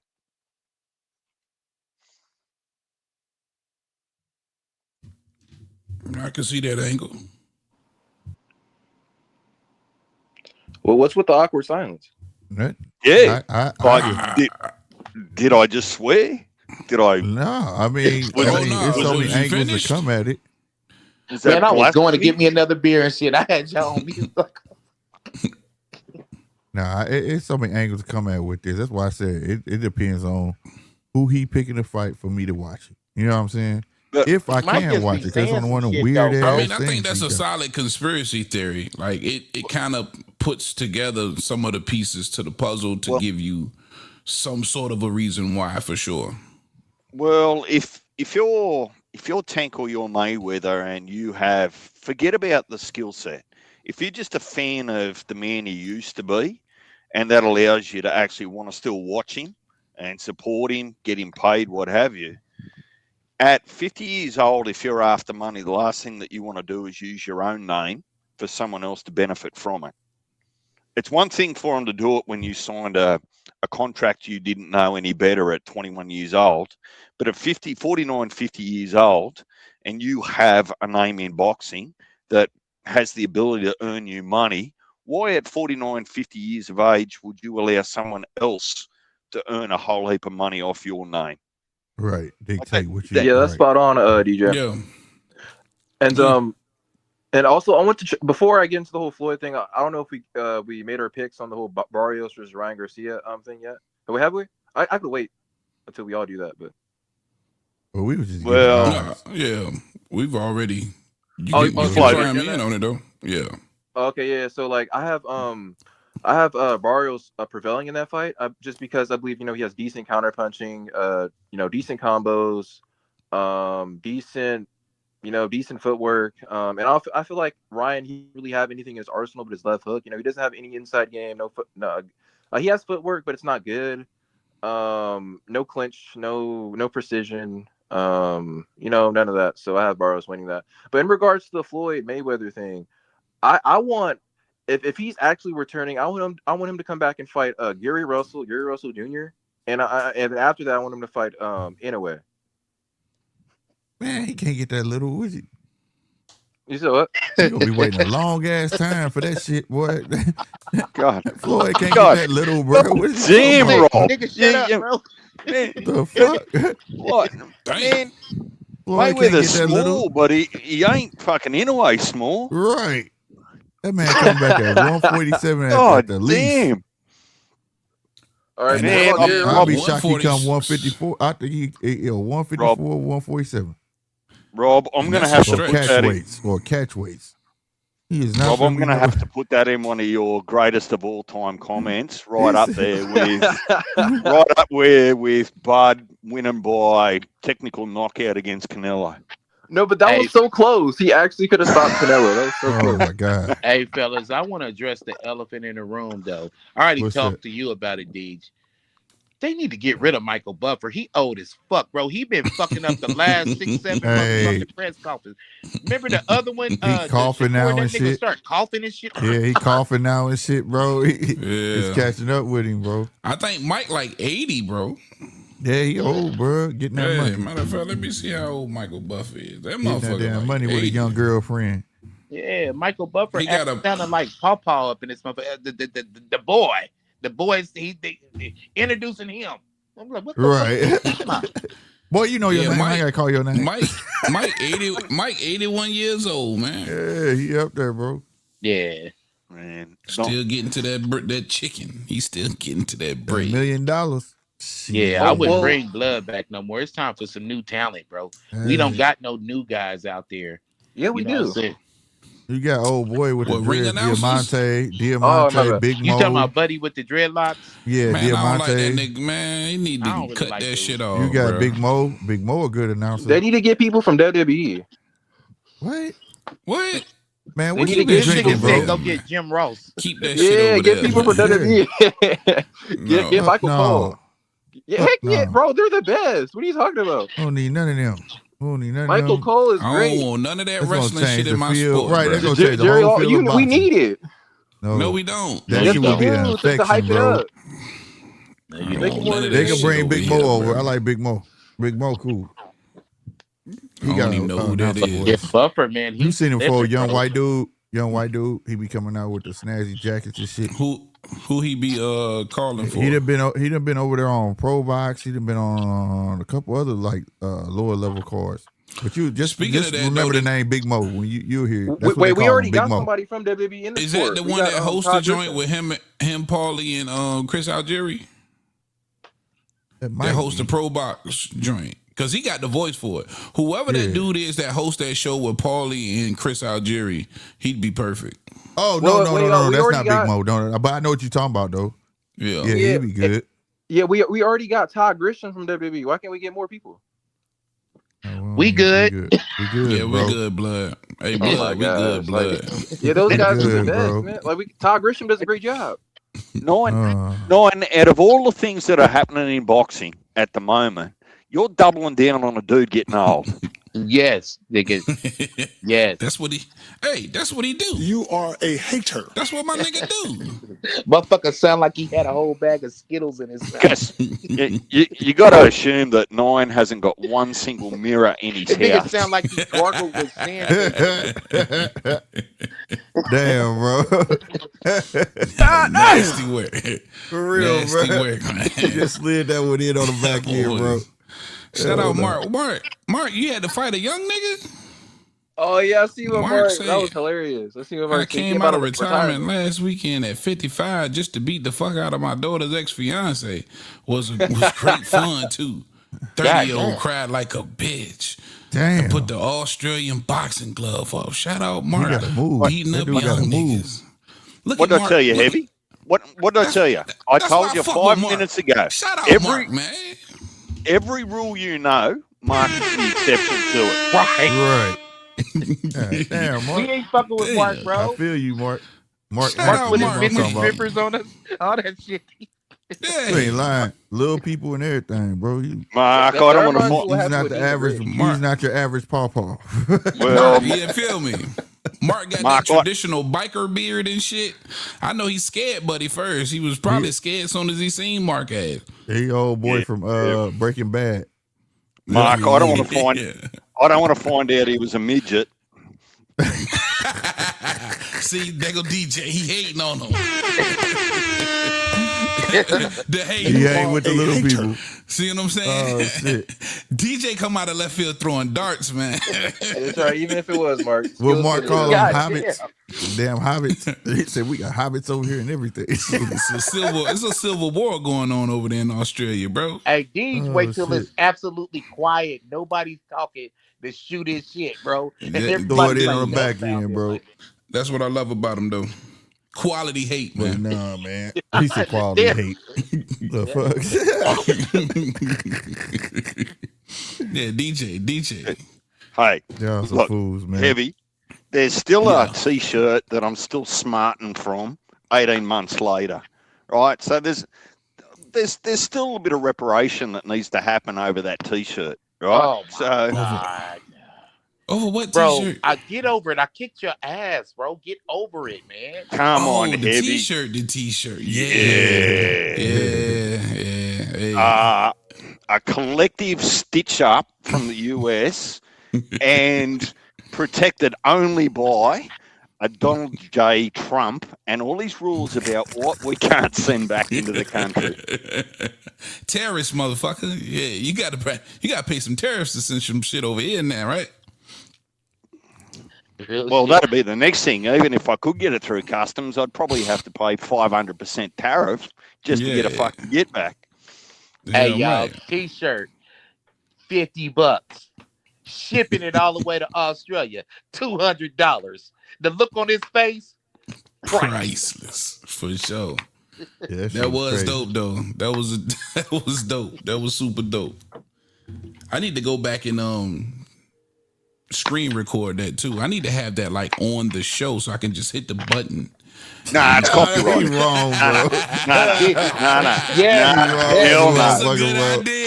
Nah. That's a Hell good yeah. idea. Hey, make that as a short. He held it up too. He could have Yeah, kept he held held it it up. He was like, He held it up. Held it up.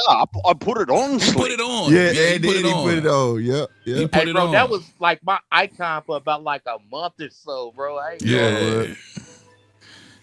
Yeah, I need to do that. Yeah, that joint Yeah, came out dope. There'll be a I told you, copyright Deej, that was the infringement on greatest my ass face. whipping. Heavy. That's the greatest Oh, beat. slick.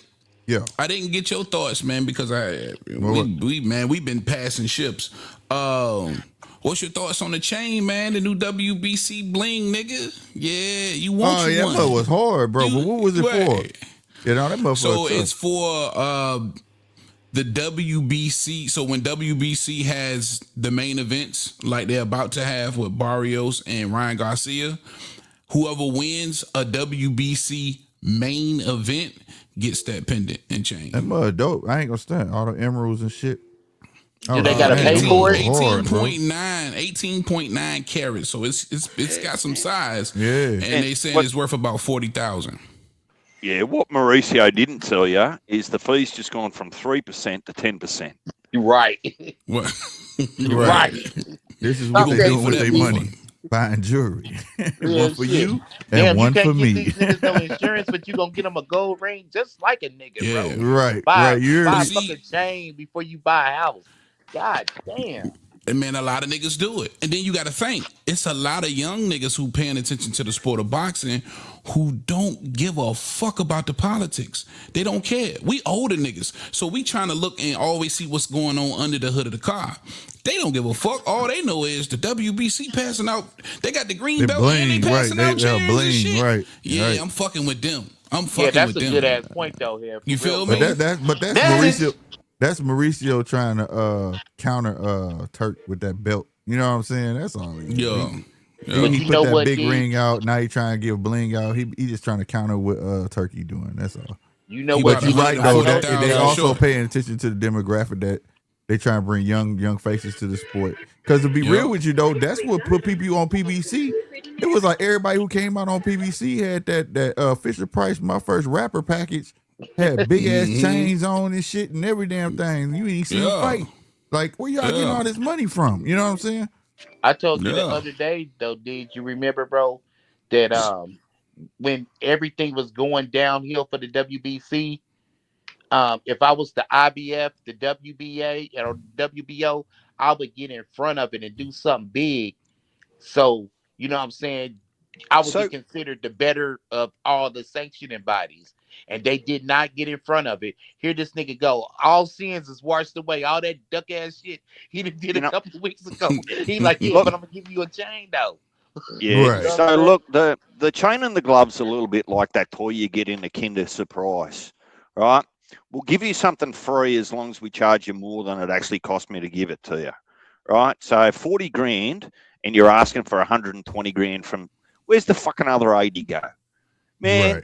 Stop fucking stealing from me right in front of me. Like it just fucking stop that shit. So how many divisions? Let me ask you boys this, and anyone else in the chat. I'm going to guess, 16 divisions from 105 to heavyweight, something like that? Yeah. 16, 17 divisions. Do the maths and an average of $100,000, all right, per division, per belt. And that's just for the main belt, not the interims, not the Intercontinental, Eliminator, Interim, Reserve, Timu belt, right? $100,000 per belt, right? Over 16, 17, what's that? 1.6, $1.7 million. And you want to trick me? And that's not including the challenges that have got to pay sanction and fees to get in the rankings and actually go for a title shot, right? So $1.7 million, and you want to fork out 40 grand for a fucking necklace and a glove? Yep. Come on. We've got to be smarter than that. You know what it is? That's the oldest trick in the book, bro. Make a motherfucker think they get something. Cracker Jack sold millions of boxes of popcorn, giving somebody a funky ass coater plastic ring in that motherfucker. It didn't turn to a sticker. Like you got something. So I'm just saying, bro. They've been doing their music, paying motherfucking cars and houses. You know what I'm saying?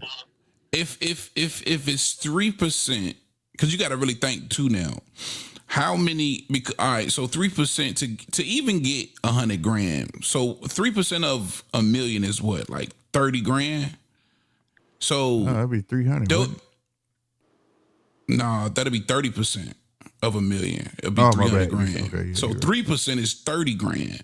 Yeah. So there's got to be some huge purses to make $100,000. Well, they all over the world too, though.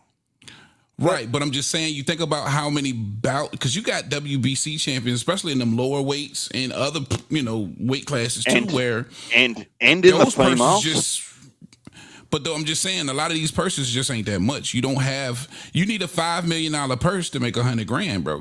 You know what I'm saying? And a lot of these shits ain't no $5 million. But I'm saying when you add all that shit up, though, collectively add them up, it's some good money. Well, but you got to understand though, like that some champions will fight twice a year and 3 times a year, so you can double down and triple down. Look, I've just picked a number. Hold on, D. Don't me cut you off, but don't also remember the challenger paid that 3% too. Yeah, so not just the person with the belt. When I'm just picking 100 grand, it's just easy maths, right? It's a round figure. Right. I'm just trying to make the point that when someone has in their left hand, waves this little flag over here in their left hand, right? While they use their right hand to put it into your wallet or your purse and steal your shit, right? Yeah. All I'm saying is that 40 grand is smoke and mirrors, right? It's a trinket that is supposed to take away from the millions of dollars potentially and probably practically that the sanctioning bodies get every year from boxers doing the hard work. That they claim that they looking out for the boxers with and all of that shit. And they buying jewelry. They write their own rules. They write their own rules, right? The sanctioning bodies. So that alludes back to my point where, and what you're saying, DJ, is We looking under the hood. We understand that it's smoke and mirrors. Where a lot of people just don't. They're not gonna. It's a play. It's a play to the youth. It's a play to the youth, man. It's they their shouldn't have to demise. pay anyway. They're playing in their own demise. If they really want to get on board, fuck that damn chain. Start throwing bonuses out there and shit like that, like Turkey doing and shit. Let them do it. Nah, fuck that. Give me a discount. All right, my next title defense, nigga, I don't get to pay. I don't have to pay shit. That's where it's gonna really count at. Yeah. They shouldn't have to pay. That shit ain't happening. I'm okay. I'm okay if it's a yearly fee, right? Rather than a per fight fee, right? So that just covers everything: rankings, insurance, fucking whatever, right? But I guess what I will say to you is my only disclaimer is that if you sign paperwork willingly or stupidly before you fight, knowing that you agree by way of signature to pay a fee, you should pay that motherfucker. If you sign it saying you will pay it, you should pay it. Yeah, the conversation needs that. Shout out to Bud Crawford for running out on the plug. Shout out to Bud was a different circumstance. He was his own promoter. Yeah. And I think DJ might have heard me use this same drive this point home in this manner that I'm about to do. Let's just say me, Slick, Nine, DJ, we all created a belt, right? It's the boxing just now getting to a certain level, and you want to hand out these trophies to these champions. And we create this belt. And for some reason, people gravitate towards this belt. They love this belt. They want to fight for this belt. This belt means something. All of the tradition behind it. And I understand the point that they drive home about these belts, because it was the same for me. And I'm sure it was the same for a lot of you guys when you saw Ali and you saw right. Sugar, Sugar Ray Leonard, and you saw these guys, Tyson holding these belts, right? If it was me and I'm in their shoes and this is my shit, I have to figure out a way to make some money off of it. At the end of the day, point blank, bottom line, period. Because it's my shit. No, so I think you gotta respect it at the end of the day. I respect it, but my thing is they gotta be able to move with the times. They have to move with the times, though. It's like you staying in. It's like your time is moving, but you trying to stand still. You get what I'm saying?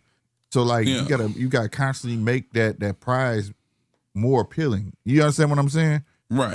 Like why is it necessary? You got to have that incentive as if why is it necessary? When you got people now are becoming more polarized than ever. We talking about coming from an era where Sugar Ray Robinson was the shit. You see what I'm saying? Yeah. And it wasn't too many more other than him was shit. Ali was the shit. It was good boxers under him, but he was the shit. Now we're in an era where there's more than one boxer is the shit. We're in the era of social media where a Ryan can legit say it like he did on TV. I don't give a fuck about no belt. Fuck them belts. And he never pursued a fucking belt. And this dude making millions of fucking dollars. So when other kids are seeing that and it's showing that it's possible, why the fuck do I need to go for that belt and then I got to pay you for that belt? What do I get out of it in the day? Because now in this era, they're recognizing that it's me that makes your belt look good. So what do I get out of it? You know what I mean? Hey, absolutely. A fair amount of that, Slick. But let me bounce it to you a different way, Heavy. I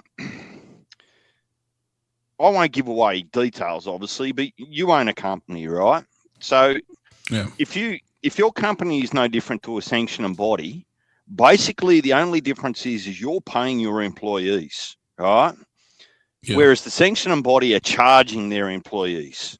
I'm going to charge you money to come and work for me at my company.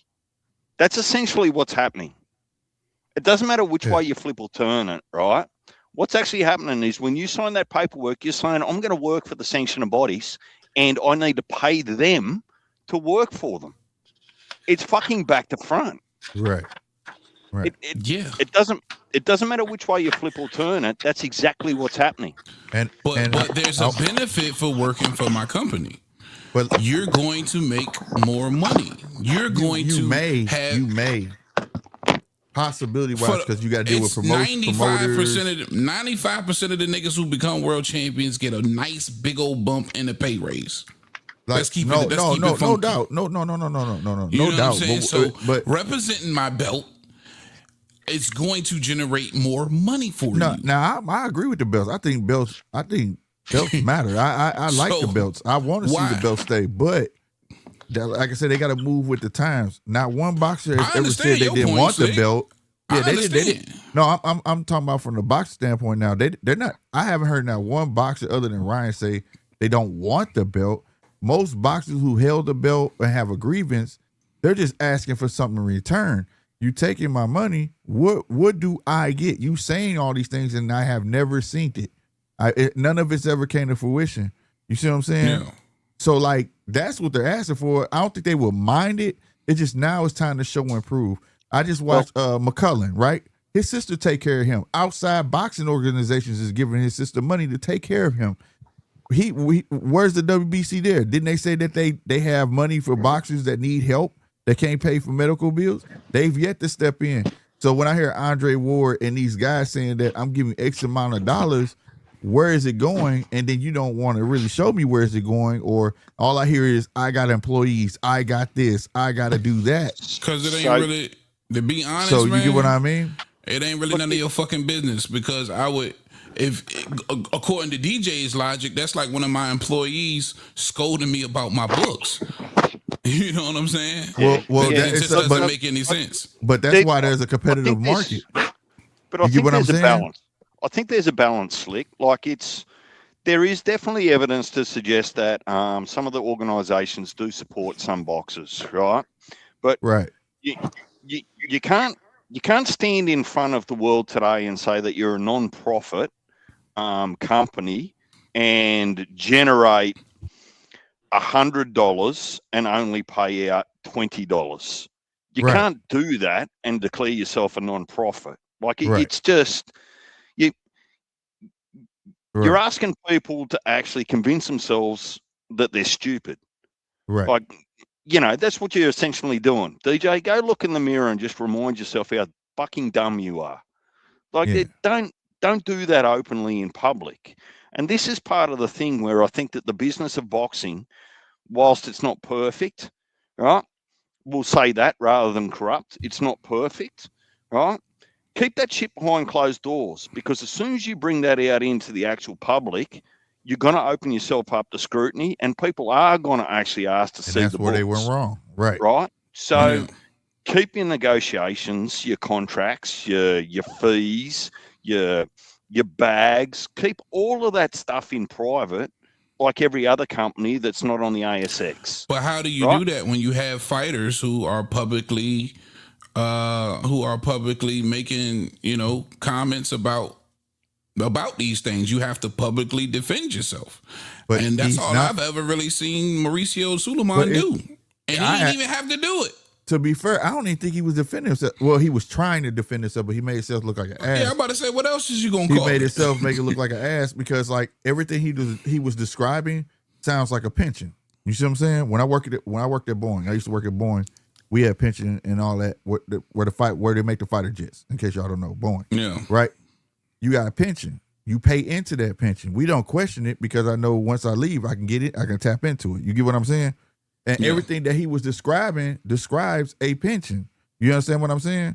Right. And if you're going to describe that, and I want to know what my pension looking like, or how can I tap into this if unfortunate things happen to me after boxing, and you can't you can't tell me how to access this, I understand where it could become a problem. Like, I need to see that interview. So that question was asked, and Mauricio couldn't. Give a definitive hell yeah. Look, What's dude's name? The one that do the fucked up cards on the zone. What's his name? The what? The fucked up cards. Mannix, Chris Mannix. Mannix, yes. And I seen that. They was angry. He was like, it goes into this and it goes into that. We have programs for boxers and this, and that's a pension, bro. And you can't tell me how I can tap into that. But Slick, that all of that was kind of contradicted with the interview that Roy and Andre Ward had with Shakur's lawyer. But right. I'm not saying you can't run an establishment, a company, a sanctioning body with $0. right? You can't do that, right? But to rely on the people that actually are making the sport, the boxers, why wouldn't you actually go and look for sponsors and partners and investors, right? As opposed to putting the weight and the penalty on the athletes and the boxers that are actually making your sport. So there's not one way to actually earn money, right? So look at the US, for example, and let's not go into politics, right? But your government might choose to tax all of the citizens more, or they raise tariffs to tax the people that are selling their goods in your country, right? There's more than one way to earn revenue through sponsorships and those sorts of things, rather than penalising the guys that are trying to represent your brand, your belt in the ring. Right. Yeah, and I just don't. I like the competitive market.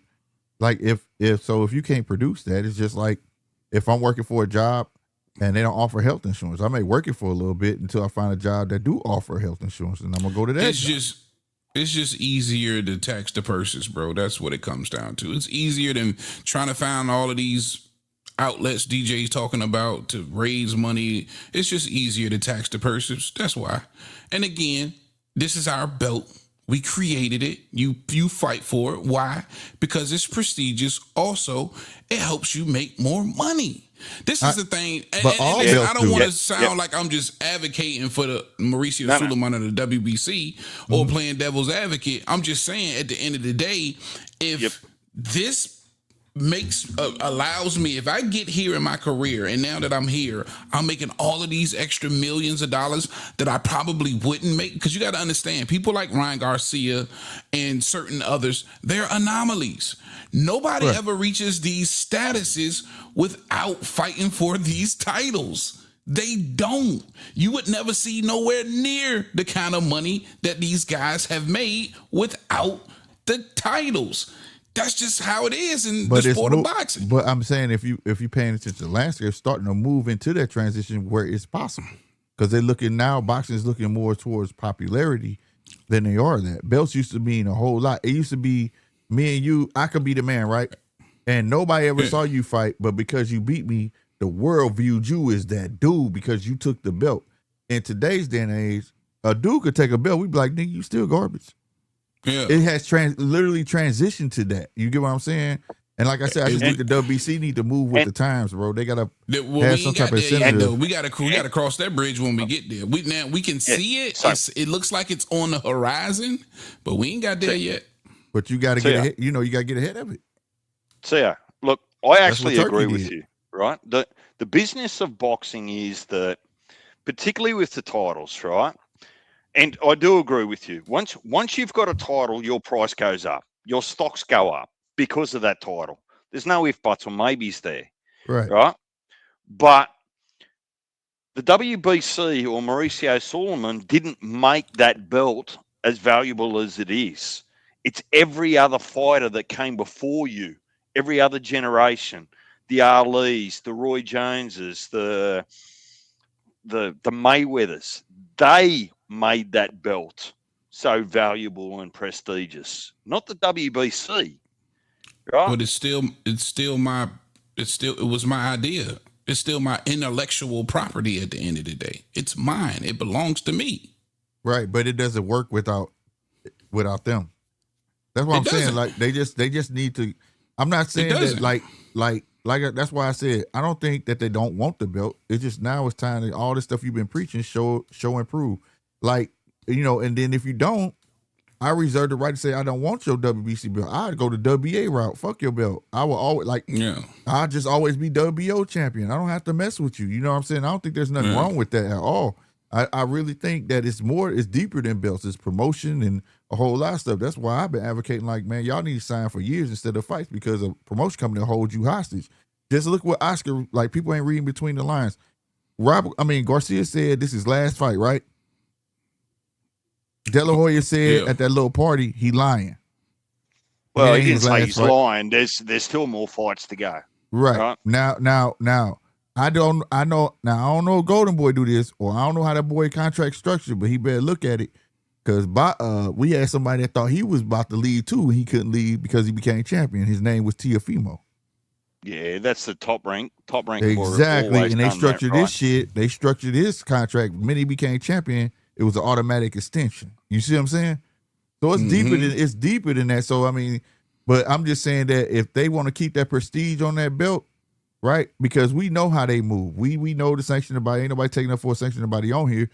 They also know, and they already recognize it's not just a belt. It's also who's the belt on. That's why they manipulate the rankings the way they do. They already see it that if we put our belt on Joe Smo, ain't nobody gonna attend these fights. Ain't nobody gonna care. This is why they make sure, okay, you fall off, and we gonna make sure he number 2. Where other fighters fell off, like such as Erickson Lubin, they made him go all the way to the bottom. You see what I'm saying? And work his way out. You see what I'm saying? So it's a lot that go.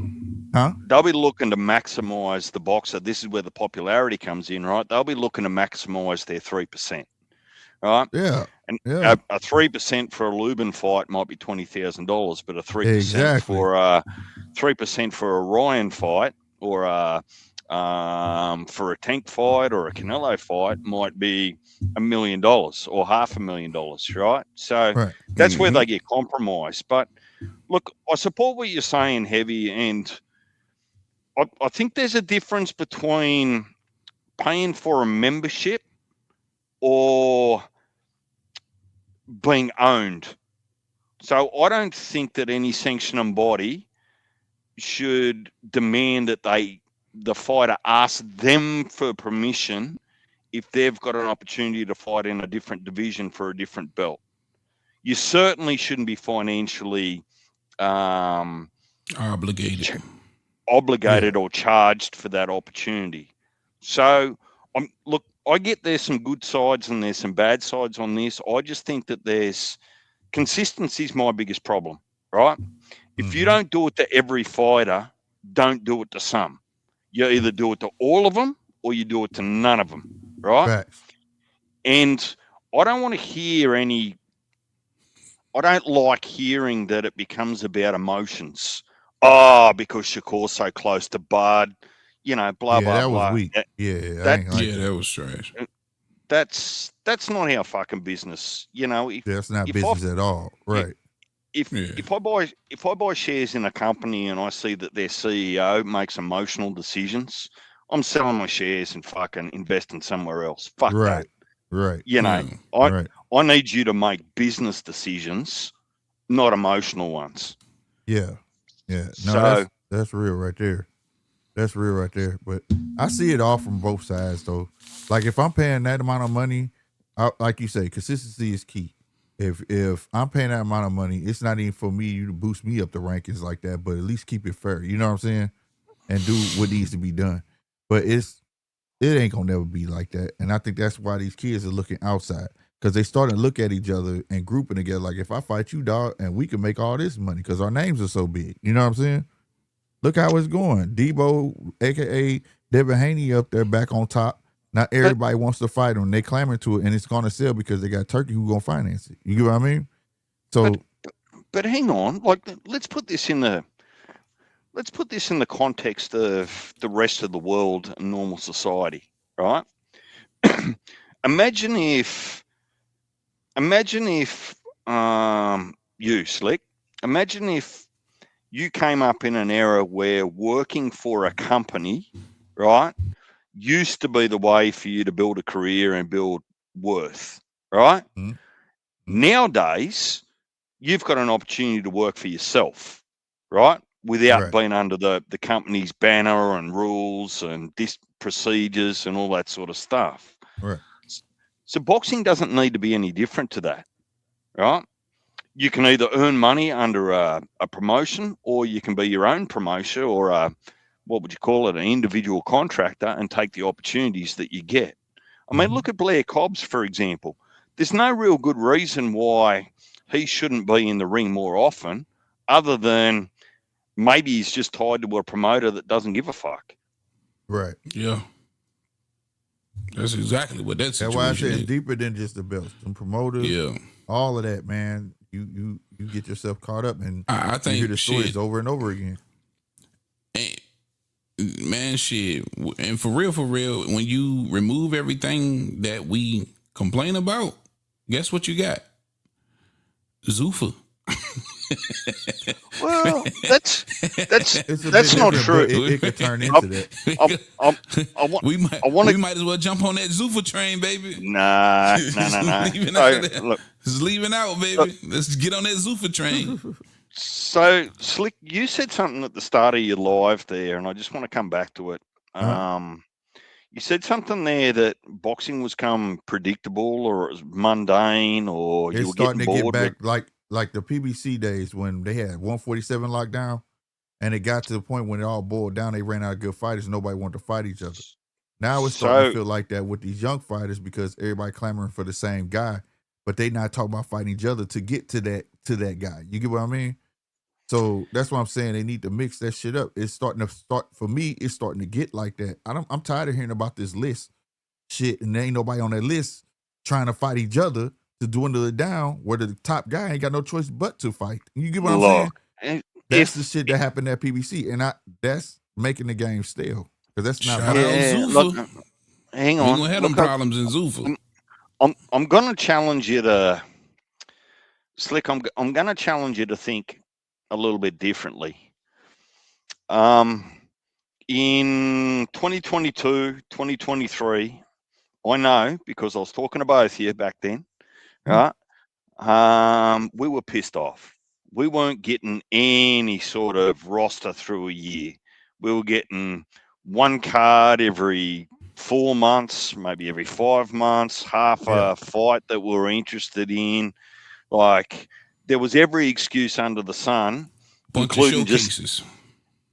There was every excuse, including just getting out of bed in the morning for a fight not happening. Right now, and I'm not a Turkey fanboy. I'm just saying that the introduction, whether we realize it or not, of Turkey and what he's done, not only are historic promotional groups crossing the road where they never used to. I mean, look at what we're going to see tomorrow. How many PBC fighters are on the card tomorrow?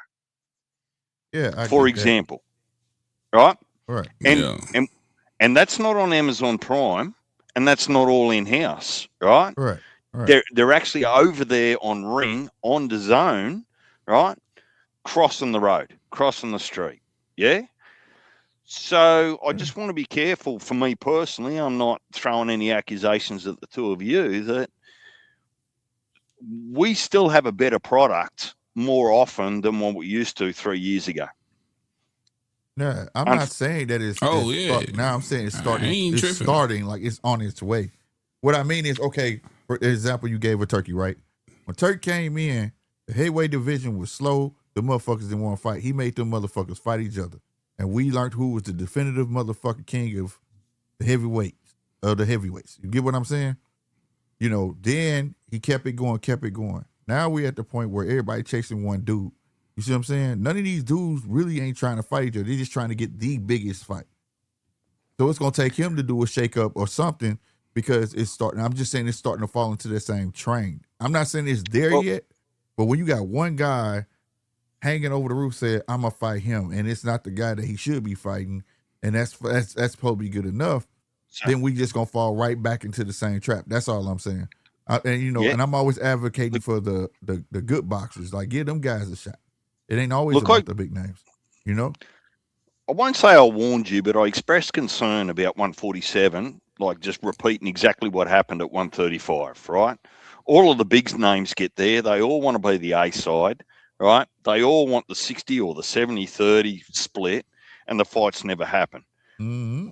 That's what's maybe about to happen at 147. But let me ask you guys a different question in context, I suppose, is that how do I best put this in that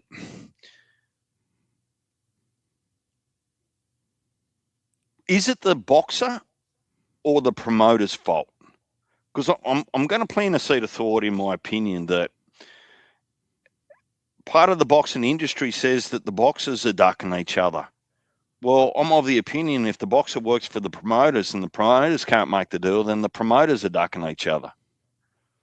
So whose fault is it really? It's both. It's both, bro. When you know, because we know promoters protect their product, right? Right. I don't want to see them take an L because that means that that's his cash cow. Next time they fight, I get less money out of it, right? Yeah. But it's both though. Like when a fighter really want to fight somebody, they'll scream it out. You gonna know. Like when people saying Virgil was ducking, I don't think he's ducking. I think it's De La Hoya. De La Hoya, like, nope, I don't want to take that chance. I don't want that. And if it is, it's gonna be for some real big ass fucking money. But then you turn around and see Virgil like, fuck that. That's difficult. It's difficult, man, because you also got you got new names and new players in the sport, man, that you're ushering in. A lot of old names that you ushered out.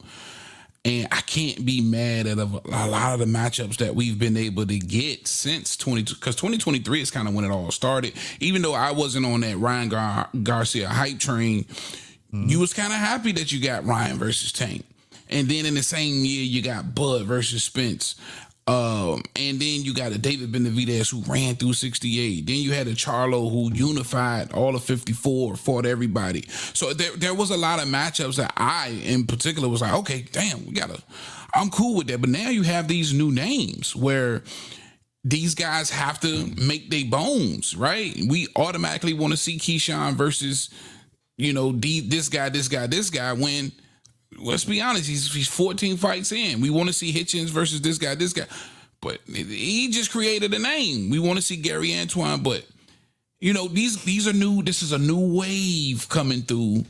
And it's going to take some time, to kind of weed out the motherfuckers who don't belong, because you still have other fighters who don't deserve to be just given up on and still deserve opportunities versus these guys to say, hey, I'm still a player. Just like with that's why I thought the Keyshawn Davis and Jermaine Ortiz fight was such a really good fight, because I wasn't ready to throw away Jermaine Ortiz. You know what I'm saying? I wasn't either. But he needed that fight, So I think it's a mixture of both, but also you got to think about the new players that's in the game now and trying to send them through the gauntlet of the guys that's been around and making a name for themselves. So now we can go ahead and start making these bigger matchups. You know what I'm saying? Right. That's the way I see it.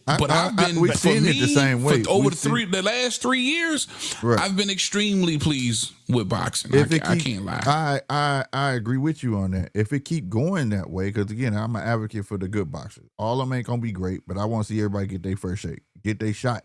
You know what I mean? There you go. That's what it's about. That's why I love Bernard. Bernard would tell you, I'm fighting my mandatory, and then you get your big fight at the end of the year, dog. I'm fighting everybody. There you go. When I start hearing everybody talk about the same person, you see what I'm saying? That's all I'm saying. And then all of a sudden now, like D said, now everybody's an A side. Now you want to hold out. Remember we went through that with Canelo. Everybody chased Canelo when they could have been making their own bones and been the man, and things like that. I just don't want to see it go right back funneled into that. You know what I'm saying? Right. And yeah, that's all I'm saying. You know what? With that point right there, Slick, that's the fighter's fault, because they're going. Everybody's always going to clout chase. Yeah. Right. Even with Devin Haney now, we know that he's established himself to be that's the money guy. If we can fight Devin Haney, we can make a good payday. Yep. Let me attach my name to Devin Haney. Let me call out Devin Haney. So that is 100% on the fighters, I believe. You know what I mean? No, to that answer is the question for DJ. Whether it's the promoters or the fighters, I think it's the fighters who, you're going to clout chase. You got to. You know what I mean? Or else, how do you back in the day, stock? a fighter would be offended if I'm number 2 and you turn to skip me. Dude, you got to go through me before you go to him. And then he calling him out. You going to see me, dude. If you think you supposed to skip me, come fight me. You know what I mean? Yeah. And it used to be that. Now it's just like, it's not now, but it's looked like it's falling back into that. When PBC hit, that's how it became. They started avoiding each other and stuff like that because they was all considered A sides. And you know what I mean? So it was a loaded question, right? It really was a loaded question to you guys. Really what I was trying to do is I was actually trying to draw out and say, well, are we really focused on the fights that we're not getting? Or are we appreciative of the fights that we are getting? I'm appreciative. Right? I'm appreciative. You might not be a Turkey fanboy, but I am. Of all of them. I fucks with Turkey, man. Shout out to Turk. And that's the bit, like, because if you want to go 10 toes down on some shit that's not working right, look at 160 and 168. Like, I can't make sense of that bullshit. That's just the potential that's still there, and the bullshit that's nothing's moving forward. That's you just reminded me of something. That's starting to get under my skin a little bit. We had one of the year's most significant fights in Bud and Canelo, and nothing has been followed up ever since Bud got stripped and retired. I think they just made the Mbelly and Canelo fight, though. I think that's made. I think it's Mbelly Canelo, but Janibek just got suspended. Did they take his belt? I don't know. No, he failed the test. So. on the website, he got suspended still got for a year belts. or something. He should, if that's the case. I gotta look that up. I ain't doing too much complaining, bro. And then that leaves rooms for your Josh Kellys and your Dalton Smiths, your Pyros. I want to still see all of these guys, man, in the mix. You know what I mean? I want to see all of these motherfuckers. Come on, stop. Let me stop you right there, Heavy. You don't want to see any Australian fighter do well, so get Pyro off the list. No, I appreciate all the fights, y'all. I really do. It's just that I'm a guy that just thinks, I don't know, maybe I'm overthinking, but I just see which way it's going. And then it's easy pickings now. So, like, if you get that and they're not getting what they want, it'll be real easy for Zuffa to come in and say, yo, we'll give you X, Y, and Z, like they just did, kind of gave him 10 figures. And I ain't throwing Murder Talib. What is his name? Murder Talib. What's the nigga name? Murder Talib. Yeah. I ain't throwing him away. Hopefully Zuffa go ahead and snatch him up too, because for some reason they could not get the IBF champion a fight in a fucking year, which was ridiculous. Yeah. Send that nigga to Zuffa with the rest of them, because I want to see a lot more of him too, for sure. So I just, you know what I'm saying? I appreciate, like, what y'all interest in you're talking about Lee Buckroom Wood, Josh at Warrington 154. Hey, Chappelle, why you there? Hold on. No, real quick. Let me address this nigga Chappelle. I've been reading this shit, bro. You saw Earlier it. I was Gerald Levert. Now hey, Corey Hogan. I'm just switching up on you, man. God damn. Earlier I was taking your moms out, and now I'm a funny nigga. That's crazy. But listen, man, I gotta go, man. I'm gonna wrap this one up, man. I appreciate the time with you, bro. I would come rock with you all the time, but I'll be 5:30 come early. Yeah, man. And it's 1:45 over here on the East Coast. So shout out everybody, man. I appreciate the time with you, my guy. Sure, man. Always a pleasure. DJ, I love you, man. Even though, go to hell, Heavy, you Aussie fucking hater. Shout out to the chat, man. And make sure you catch me on Monday, man, 7 o'clock. I'll be there. Right on. Salute. So, Deej, you watching that fight tomorrow, the Lee Wood and Josh Warrington too? Only if I'm not doing anything else or I'm bored. I think it's gonna be a good fight. I like Josh Warrington. I like him. Yeah, look, the good thing about English or UK boxing is that you actually don't need to be an A+++ fighter to have a big fan. Like they can have just household names fight and make a mozza over there in the UK, and those fans over there will be happy. Right. But for me, I think that, and I don't want to be selfish or critical about it, I just go, look, there's so much on the boxing menu that I can't order everything off the menu and fit it all in. So like when you have a big card and a big day and you're a host of a show, how exhausting is it? Yeah. Like when you go 8 hours deep with prelims and a deep, particularly if they go like 10 and 12 rounds, undercard, you're fucking near on exhausted by the end of the day for no other reason than you just, you expend that much energy. So, look, this ring card is probably pretty deep. I haven't had a look. You or Pell might be able to tell me, but I haven't had a look and see who's on the prelims. But I can't invest in a whole card on UK and then invest in a card that's deep. I would expect that, if anyone wants to complain about tomorrow's card, I think that their expectations are a little bit too high. Like, there's a lot of fights on there, can go deep, can be exciting, can be like, some of those fights are generally 50-50. Mm-hmm. What, Pell, you just dropped off. So look, if I get time, I might have a look at it slick, but I'm definitely not booking it in the diary to say, well, I've got to sit there and watch it. What are you doing? You're linking up with Punch for the ring card? And possibly, if he ain't busy. But possibly, I'm definitely going to be on here either way. And then I may be on here for the Lee Wood card too, if I get back home in time. So just what else is sort of sparking your interest around? I mean, we can talk about the card. That's normal. What else is sort of sparking your interest at the moment? Like, are you keeping an eye on what Zuffa's doing or they're not doing? The reason I say it's silly season with contracts is that, like you sort of said, you got Ryan suggesting that he's off contract after this fight, and then you've got Oscar saying no, that's not the case. Mm-hmm. Eddie Hearn got lazy on Conor Benn, and Conor Benn got poached by Zuffa. Yeah. Right? He's actually now got lazy on Bam Rodriguez and might run the risk of losing Bam to Zuffa as well. And look, Eddie's had a pretty successful sort of run with the champions that he's got there. I see that Inoue and Nakatani is made for May, which is good. Yeah, that's gonna be good, man. You know what? They made it. I don't know. They should have kept that hype train going, even though how those fights, Nakatani fight kind of turned out, but I still think that's gonna be a great matchup. You know, whatever. I think that's where boxing also is lacking too. Like, don't just let something kind of deter a fight that you know that will potentially be good. You know, that was something that back in the day too, they used to keep up, and we had newspapers in and shit like that where you were reading. It didn't matter how a fight went. That boxer would say, "Well, that fight went that way. He ain't gonna do me like that." And you know, I just that in that aspect of boxing, I just feel like certain things are lacking. Now for Zuffa, they did not shocking me. The only thing is, I'm just really waiting to see if they're gonna put this belt up, and it looked like they really are. And if they do, I think that the Ali Act went through, and they were just gonna sweep that, not announce it, not none of that stuff, because that's the only way they're gonna be able to put that belt out there. Also, I noticed that I'm going blank. What is his name? Cruiserweight went to Zuffa, about to fight for the Zuffa belt.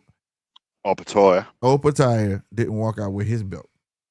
He wasn't on there with his belt. He wasn't representing his belt or any of that. So now I'm thinking, like, how does the IBF feel about that? How do they, like, how the fuck you are a champion, but you're not representing our belt, and you talking about that belt?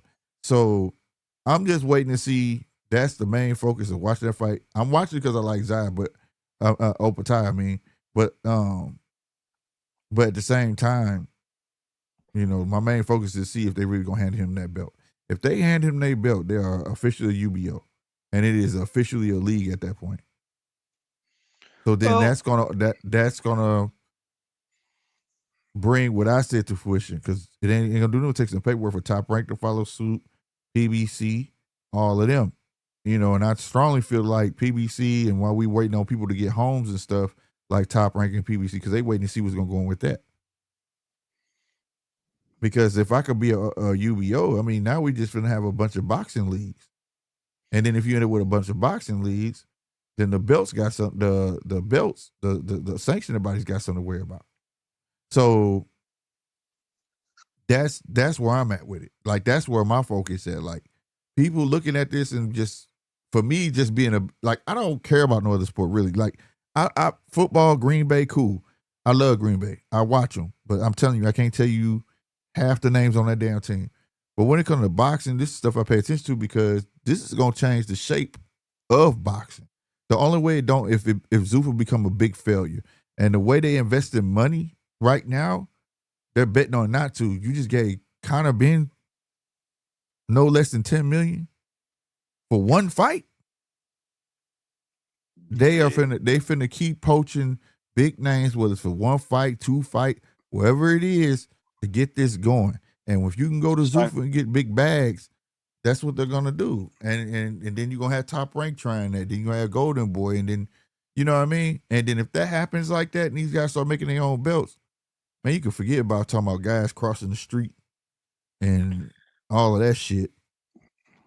Yeah, but look, to be fair, there was a lot of concern when Riyadh season in Turkey come into the boxing space, right? There were the looking forward to it, hate it. There was all that skepticism. Like it's normal for human beings to actually be a little bit concerned with change. Right. Like any change bothers human beings, right? Right. Some more than others, but there's potential. I don't know where I see it yet, but I'm just theorizing that there's potential that Zuffa can be a positive influence on boxing, right? Maybe the sanctioning bodies just fucking roll back and say, well, we actually should stop trying to control everything and be a partner, right? In the industry rather than, trying to own everything. The Ali Act amendment, for me, as best I understand it, is more about not having to disclose to your employee or the boxer how much money, what the size of the bag is. Right. That because the amendments they're looking for aren't to say that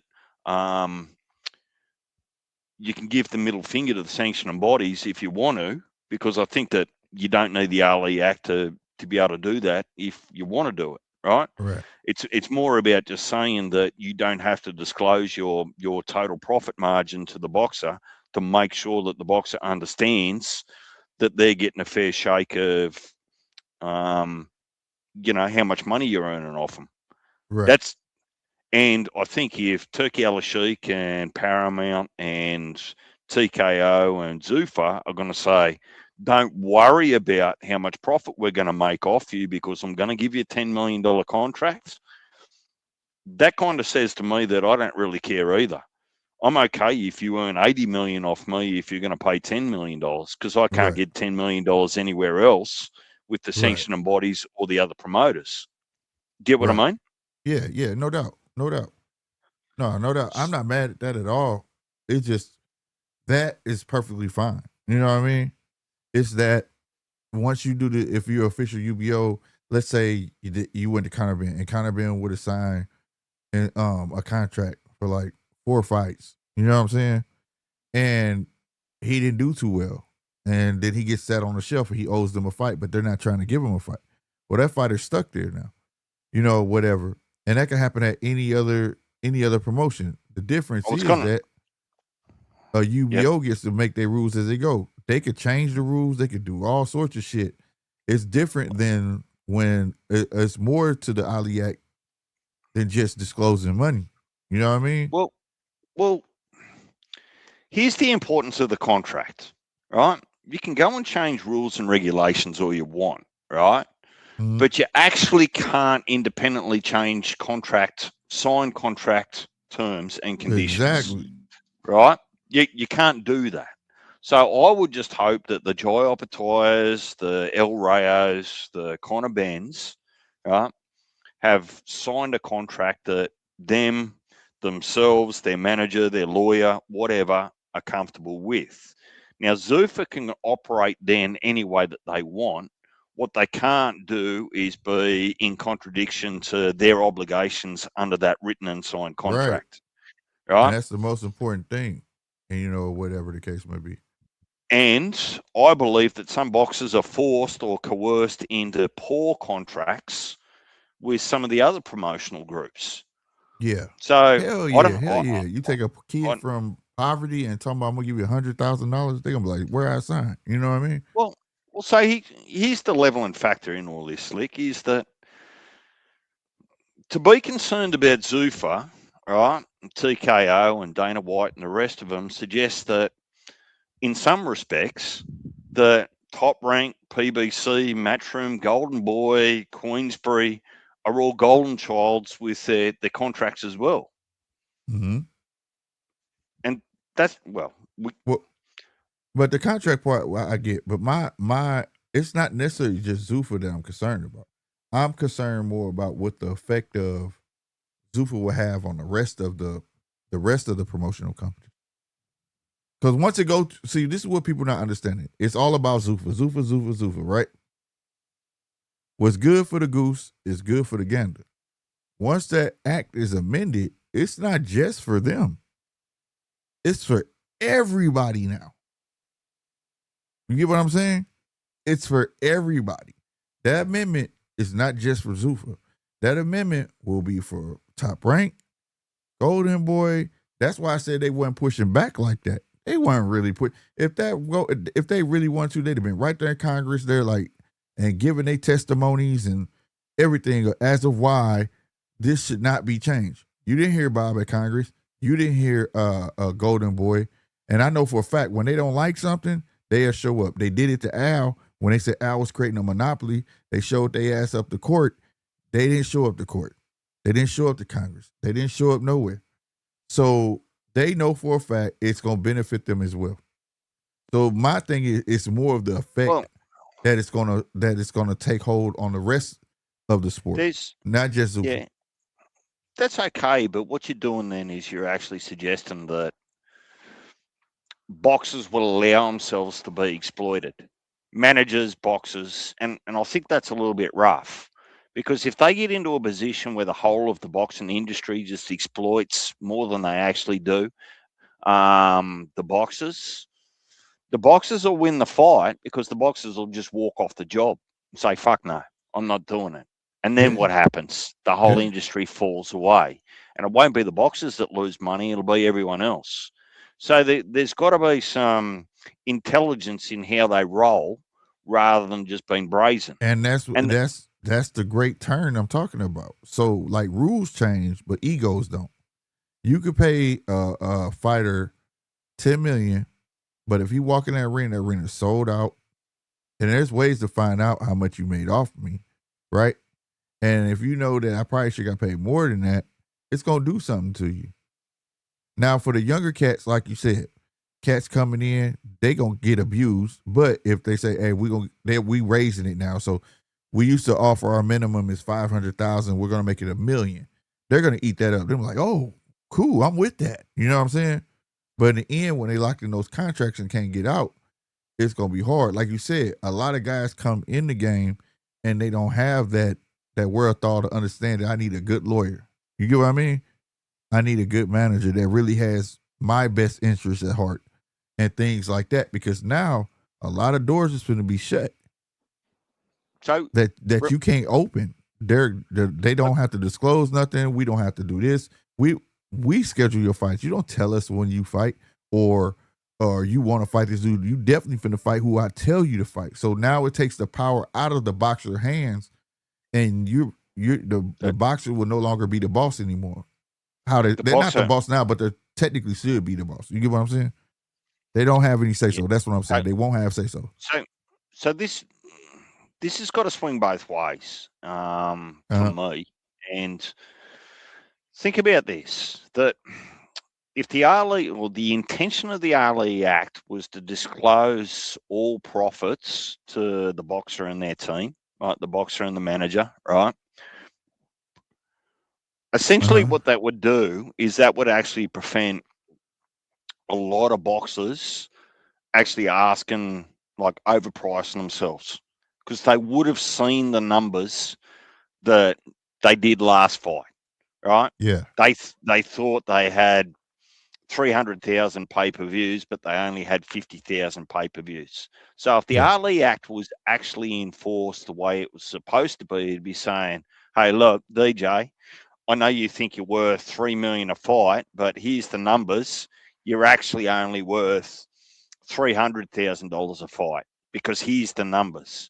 So it's got to work both ways, right? And we see that boxers are given a lump sum. We're going to take all the merchandise. We're going to take the parking. We're going to take the pay-per-views. We're going to take the ticket sales, the gate sales out of it. And we're just going to give you a check for X amount, right? Right. when you do that, the boxer's already admitting that I don't care about your profit margin. I'm just only caring about how many zeros are on that check. Right. Get what I mean? Yeah. Yeah. So it's the Ali Act in that particular thing that you're concerned about. It's actually not getting enforced, and it's obvious. It's in front of everyone if they choose to see it. Well, you no. give me a guaranteed number, right? Two things are going to happen with that guaranteed number. Either I'm going to put you in debt, or I don't care if you earn $50 million off me during this fight. Right. I get what you're saying. I get what you're saying. 100%. You know, I like, for instance, everybody was shitting on Bud when he wanted to see the books and he knew his worth, right? And for what people didn't know, when he re-signed with Bob, he was the highest paid welterweight only because he could look at the books and demand his worth, right? He was getting $4 million a fight, right? So, and in the beginning, he couldn't make that call because you just got signed. You got to do what the promoter say. Hey, this is the minimum. I got to take this, and I got to earn my worth. I have no problem with that. But now, once it's time to re-up, you don't have that option. You get what I'm saying? Like, you don't have that option to even look to see if you're even worth that. Yeah, but remember I was saying there's different ways to earn profit, right? Let's just spitball for a minute. Right. All right. Mm-hmm. That's a term you're familiar with, right? Like you just spitball, soundball. Yeah. Right. There were models of the Zuffa Boxing that came out, like payment schedule, where you get this, bonuses here, fight of the night, blah, blah, blah. Right? Mm-hmm. But we don't know that that's not additional to a signing fee of $5 or $10 million that come across to the company, right?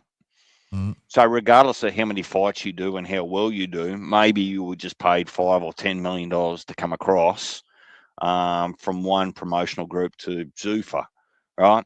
Mm-hmm. That's never going to be declared in their payment structure, and why should it, right? Yeah. How do you get a Conor Benn? How do you get a El Rayo? How do you get a Opataya?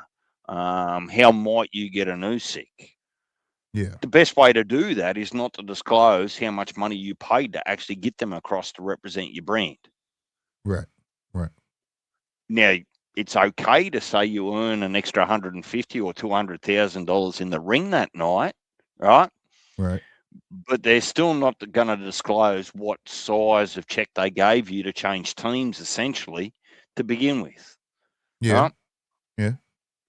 And this is the bit that I'm trying to say, that companies aren't going to disclose every cent. They don't have to the public. So if you only see one part of their payment schedule, it's a little bit ignorant and naive to think that you saw every other transaction behind the scenes. Oh yeah, no, that's a fact. No, I'm not saying that. I'm just saying that they will be going into fight. Like, okay, your manager not gonna have no say so. I'm just saying that a fighter will have no safety net. Really has no say so. It's like a job. You know what I'm saying? I hire you and I have the right to fire you. You know what I mean? We don't have to negotiate with your manager. We don't have to negotiate with none of that shit. This is what the fuck it is, and you're gonna take it. Now that's fine. But my next question for you is, if this is what's gonna happen, does this encourage promotions to play well with each other? Or does it encourage promoters to stay away from each other? Because that's always been my biggest gripe in boxing, period. Even as a kid, right? I used to watch boxers leave HBO and go to Showtime, and they wouldn't fight none of the HBO fighters, and I'd be like, this is bullshit. It used to piss me off. So, like, what do you think? Do you think it would encourage that? Because we did get Turkey, and Turkey started making people cross-platform and all of that. But with Zuffa, do you think that's going to happen? Well, here's how I look at it, right? And I don't want to be. I don't like to actually throw mud or stones at people because it's an illusion, because I'm not sitting at the table when these kids or these men are signing contracts, right? I'm not their lawyer. I'm not their manager. It's all sorts of perception, hearsay, rumors, gossip, whatever you want to call it. But what is the driving force of a promotional company as a business? What's their number one carrot, or what are they looking to do? Earn money, right? Right. So I would say that anyone's going to cross the street when there's a dollar value that interests them enough. Okay. And I don't care whether that's 20 promotional groups or that's 8 promotions or that's 4. I don't think that ever changes in a competitive market or a business market. If you're out to actually get a profit, if your best profit is having a cross promotion with Zuffa and Top Rank, you're going to fucking do it. Otherwise, you're just stealing from yourself, essentially. Like, you're just being a fool. Right. But it's happened. It used to happen before Turkey. They wouldn't cross. Look, I think it still happens now, just out of pride and ego, right? Yeah. But, like, one of the things that's been probably more centering for me in recent times is that if you'd have told me in 2022 that Tom Brown, Al Heyman were going to lend one of their cash cows to another promoter for 3 fights, you'd have told me that I was dreaming. Like, you'd have said, no fucking way in the world. Guess what they've done? They've just given Benavidez to Turkey for 3 fights. But that's on. If they were still on top, they wouldn't have done that. That's because he paying the bills. Shit, what do they have? Like, honestly, they're fitting their own bill. So I understand, like, the guys are doing it now, but I don't know. It's not that I doubt what's gonna happen. It's just, like I say, maybe I just be overthinking, or I like to look ahead. But I'm just saying that if Dana gets his way, it's not just for Dana. And I know everybody is like looking at like it's just Zuffa. It's not just Zuffa, because like I say, what's good for the goose is good for the gander. Everybody will be able to take part in it. Yeah, but see, here's the delusion for me, not for you. Right. Why is everyone focused on Dana? Like, why aren't they thinking about how Nick Khan moves? Why aren't they thinking about how Turki Al-Sheikh moves? Yeah. Right? Yeah. What? Dana is just the front man. The front man, the spokesman, right. Exactly. He's not the one that's signing the checks. Right. Exactly. Think about that for a minute. That's why I always would look at Turkey. I saw it coming, and I said I'm going to find that live. I said it before Zuffa was even announced, bro. I said, this dude want to create his own league. And I said that when he came out with that Undisputed belt, the first one. And he told him not to hold other bit. He told, my bad, it wasn't the first one. I lied. It was the second one. And he put that belt, he told Better Be to raise that belt. I said, he trying to start his own shit. That's the second version of that fucking belt. The first one was gold. He gave him the silver one. I said, he trying to fucking start his own shit. Whatever. And that was always the angle, because he couldn't be a promoter. So, I mean, I always, every it's an end game, man. He came in because he liked boxing. I have no doubt that he's a true fan of boxing, but he wants to own some sort of stake in boxing. You get what I mean? Yeah, but I think from a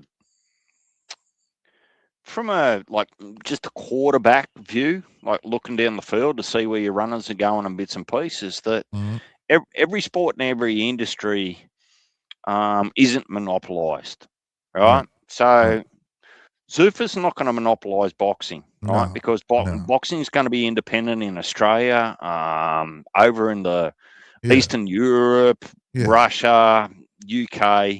You cannot monopolize it. You just can't. So Zuffa might have their own league, no different to the WBC Grand Prix, right? Started out with bing bangs, whistles, balloons, but did you watch the finals? Yeah. Remember I posted pictures. Yeah. All right. Okay. So only I would say a lot of people dropped off that Grand Prix throughout the year, and I'm one of them. Right. Um, I don't think it should be a case of think about it with restaurants, right? If you love food and you love eating, and there's 3 restaurants on the block, right? And you have a look at today's special on the menu, you go, oh no, not this menu. I'll go to the next restaurant. What's it really matter if you put a 4th restaurant on the block to give you another option?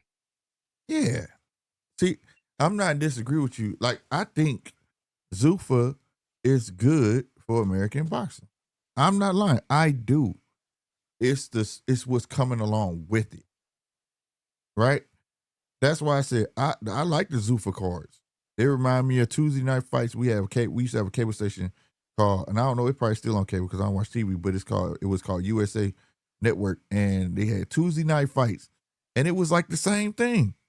It was like fighters you never saw before, and they was up and coming. They 2-0 fighting a guy that's 5-1, or you know what I mean.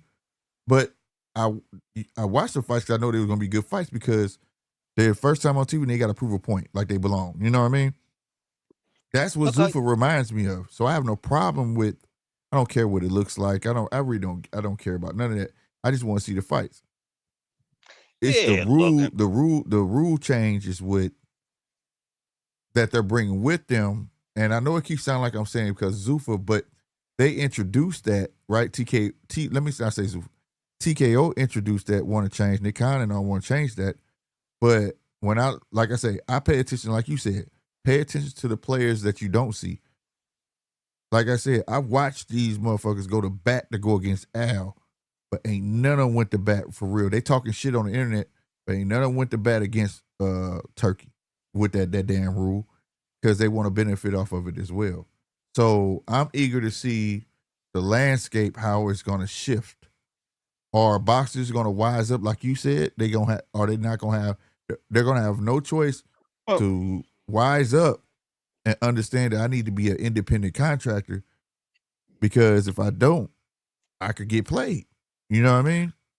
Well, the other part about it, Slick, is there's, it's tomatoes, right? It could actually just have an opposite effect and probably just recalibrate fighters' expectations to stop them thinking that they're worth more money than what they actually genuinely are, right? I mean, that can be a positive thing too. Like, how many fights do we know about or we think we know about that didn't happen because fighters were greedy? Whether it was in recent times, like a Brian Norman Jr. and a Boots fight, right? Like, think about the bullshit that was at the time. Man, I'd like, as a fan, I don't want to know about that stuff. Like, I don't give a fuck how much you pay Tom Brady to be your quarterback. It's none of my business. Right, I should only care how Tom Brady performs, right? True. I shouldn't care how much Floyd Mayweather gets fighting a Mike Tyson. If it interests me, I just want to watch it, right? True. So we'll wait and see. But what else was I going to ask you there? Have you made comment about the Errol Spence and the Tim Tszyu stuff on any of your channels? I think it's a good fight. I've been listening to people and stuff. People are real skeptic about it, but I think it's a great fight. And it's gonna be it's a good fight and it's gonna be a great fight. Reason being, both of them like to stand still and fight. I mean, and that's what the people gonna want to see. And I think I think my true opinion on it, and I know how people view Tim Tszyu, but to me, Tim Tszyu's a warrior, bro. It's not like that dude, he won a belt, and then after he won the belt, he fought these guys we didn't know and got his ass whooped. Right? He lost the motherfucker. He lost from the exception of Murder's Alley. If a lot of people hadn't seen him, you know what I'm saying? But if you had knew about him, you knew that he could punch, right? But the fights he had with the Tower Inferno, like, it was like, come on, bro. Like, that shit was 50-50 anyways. So for me to say that he's done, he's used goods, any of that shit, I'm not ready to write Tim off. Like the stuff that I seen that he was working on, keeping his left hand up and things like that, it just was too much. Now he getting here with Earl, they around the same height, reach, all of that. They damn near fight the goddamn same. So it's like it's gonna be a great fight.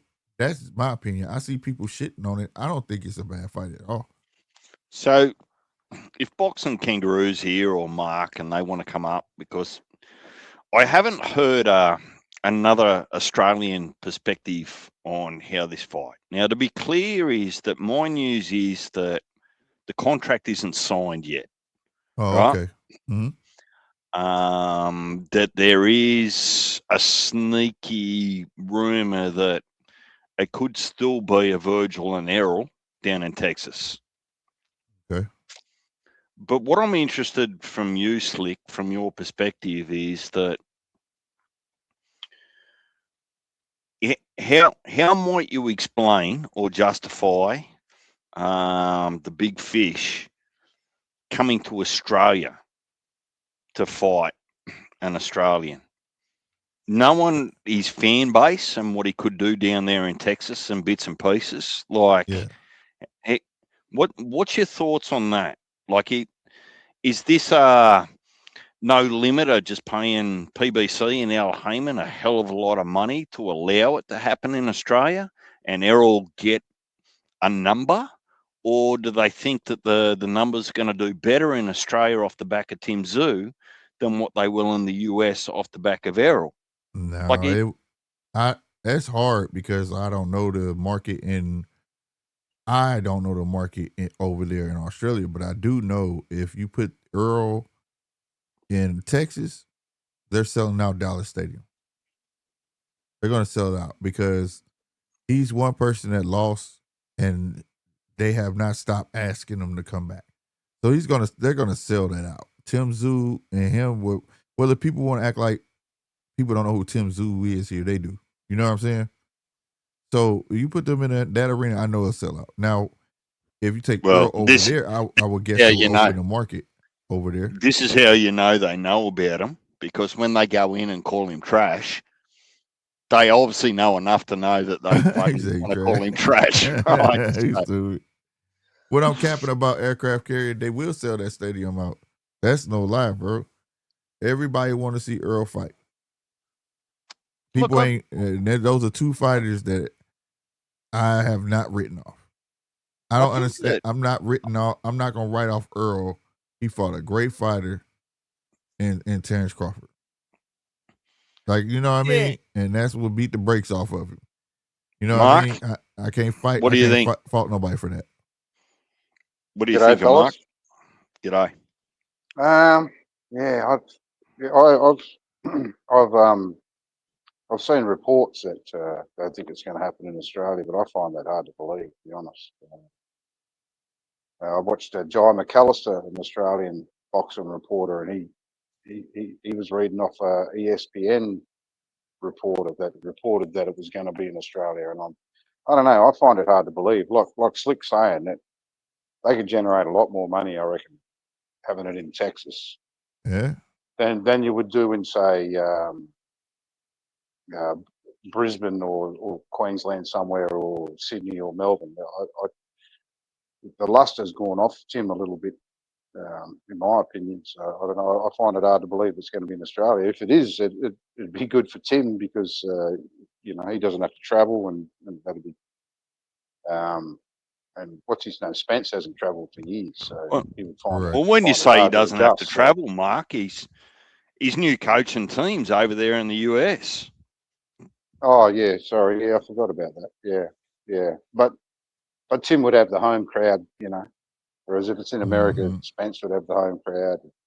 I mean, I think it's. I don't care where it happens. I'm going to watch it, and I'll pay for it too. Me too. I think it'd be a good fight, like Slick said earlier. I think it'd be a good fight because they're both sort of come forward fighters. It's a crowd-pleasing fight. That's right. That's the sort of fights I like to see. And it's a fight that they both like to fight. You know what I mean? Up close and personal. I've had to temper my opinion of Shakur. I've gone back and watched it again, and there's no doubt the man is just very talented. It's just not the style of fighting I like to watch. You know what I mean? Yeah, The jab, yeah. win off a jab is not my thing. It's I watched But it. he's I watched obviously it probably very 3 talented. times. But yeah, I like if every fight was the same style as Spence v Zoo, I'd pay for every fight. But Right.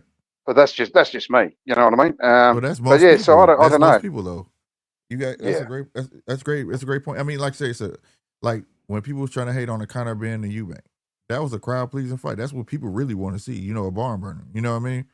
Who doesn't want to see a barn burner? You know, or whatever. You know, but like when it comes to the technical side of boxing, a lot of people aren't fans of it because if the opponent isn't good enough to make the boxer change his game plan, it's gonna end up being a fight like that. You know what I mean? Yeah, I think that's why I was so disappointed in that Shakur and Teo fight, because I thought Teo was good enough to be able to far out, at least have half a crack. I mean, the bloke, he just stood there, basically got his head jabbed off the whole fucking Yeah. fight. And it was just, to me, that was boring as hell. Yeah. But like again, that's just me. Yeah. No, I look forward to it. But they're talking about happening because Tim's got a fight in March, I think it is. So they're talking about this fight. Yeah, Apparently, Tim's it's already signed and sealed, so it's supposed to be in June. I think I heard. Tim's going to be on the undercard of Paro's fight. Yeah. Paro and Crocker. Oh, really? And look, okay, that's another thing I've heard though, DJ, is that actually that Paro might be the fight before Tim fights, and I find that hard to believe that someone's going to fight for a world championship and it's going to be the co-main to Tim Tszyu fighting some bum. You know what I mean? I find that hard to believe. I haven't heard that, and look, it's definitely a tune-up. It's fuck. I'd be surprised. What are you fucking old mate HG? I wish Boxing Kangaroo was still here. He'd be able to tell us there. Yeah, that's just something I've heard, and I've heard it on a couple of channels, Aussie channels, DJ, that they're talking about. No Limit are talking about having Tim as the main fight and Paro versus. I'm just glad they're keeping him on the Crocker. horse, you know, is going to be the co-main. And I've heard that on a couple of Aussie channels. So, I mean, I think that's absolutely that's just showing no respect to Paro at all. Yeah, for real. Yeah, that's kind of that's not right. That'd be disappointing to me if they do that. Well, I don't think that is. I've seen it happen before. Tim's got the name though, so. Well, this is where I would challenge that. And of course, me, I don't. Fuck. Sometimes I feel like I've got a tinfoil hat on, right? I'm just fucking trying to hide from aliens underneath me fucking tinfoil hat. But, so part of what we know now, and for anyone listening, like you two will know, but in September of last year, DAZN bought Fox Sports, right? Mm-hmm. And Fox Sports are actually the broadcaster that No Limit actually, like, they'll pretend like you see it on KO and all this other shit. But bottom line is that No Limit are on the books of Fox Sports, now owned by DAZN. Yeah, that's correct. Now, Paro's fighting for No Limit, right, which is going to be Fox Sports, right, in some form of an app, right? And Crocker is actually Matchroom, right, DAZN. So I don't see a world where Eddie Hearn's going to let Matt or George Rose put Tim Tszyu in front of their 147 IBF title holder fighting Paro. I just don't see it happening, right? Mm-hmm. As much as No Limit think that that's the best way to get bang for buck, I'm thinking that Eddie Hearn's just saying, hell no, you're kidding yourself. Yeah, but Eddie Hearn got no say in it. Eddie Hearn got no say because he didn't win the fucking, what do you call it? The first bid. Price, the purse bid, yeah. Yeah, but just remember, though, that Paro's not a mandatory. So Eddie Hearn's got every fucking leverage to say, fuck no. I'm not putting my title holder against fucking your boy that actually isn't even ranked. So, you know, it's got to go both ways. But getting back to the But I just before you keep going there, DJ, I find it seems to be a little bit convenient that DAZN have bought into Foxtel, and now Eddie and Matchroom are now moving into Australia.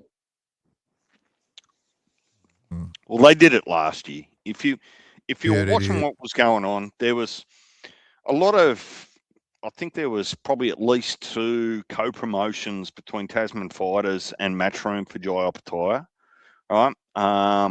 Matchroom did have Liam Paro when he went across there and got beat by Hitchens. Right. And they picked up Cambosis. And also it was Matchroom card here in Australia when Sky Nicholson lost the titles to Tiara Brown. Tiara Brown. Yep.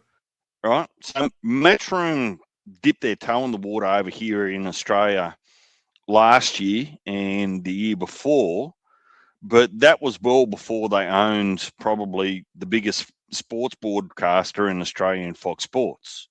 Right. Now, they've got, according to Eddie, they've got 7 fights guaranteed this year in Australia, or 7 cards, Matchroom and DAZN. And of that, there'll be 4 pay-per-views and 3 non-pay-per-views. Hope we can see Terra back. Well, he's still signed with Matchroom. That's what I heard too, yeah. Terra Moana is still signed with Matchroom to whatever extent. But shit, they're going to have to move him pretty quick, Slick. And I know you like to put some of your heavyweights on the GMT Sports Protection Plan. you knew it was coming, didn't you? Yeah, I knew it, bro. I knew it was coming, bro. Man. So, look, I don't know where Matchroom's going to get their stock from here in Australia. I think probably they'll pimp a few of Australian stars and names just to get started. But will they pick up Zarafa? They will. Don't you? Man, put him in time. Slick, put him in time out. Put Mark in time out. I reckon they will. I heard Eddie getting interviewed the other day. He was sitting in his fucking limousine, someone driving him around, and he had some nice words to say about Zarafa. So don't be surprised, DJ. Don't be surprised. Don't you dare. Don't you dare. That'd be crazy, man. Well, fellas, I'm finna shut it down, man. I gotta get up. All right. This side job out, man. Yeah, I thought I'd jump on. I haven't been on the last couple of weeks. Things have been a little bit crazy here. Yeah. I only been able to go on Fridays, man, and Saturdays here lately. Yeah. The personal stuff's been crazy for me. But it's all settled down now, so I had a chance to get on, so I thought I would say good day.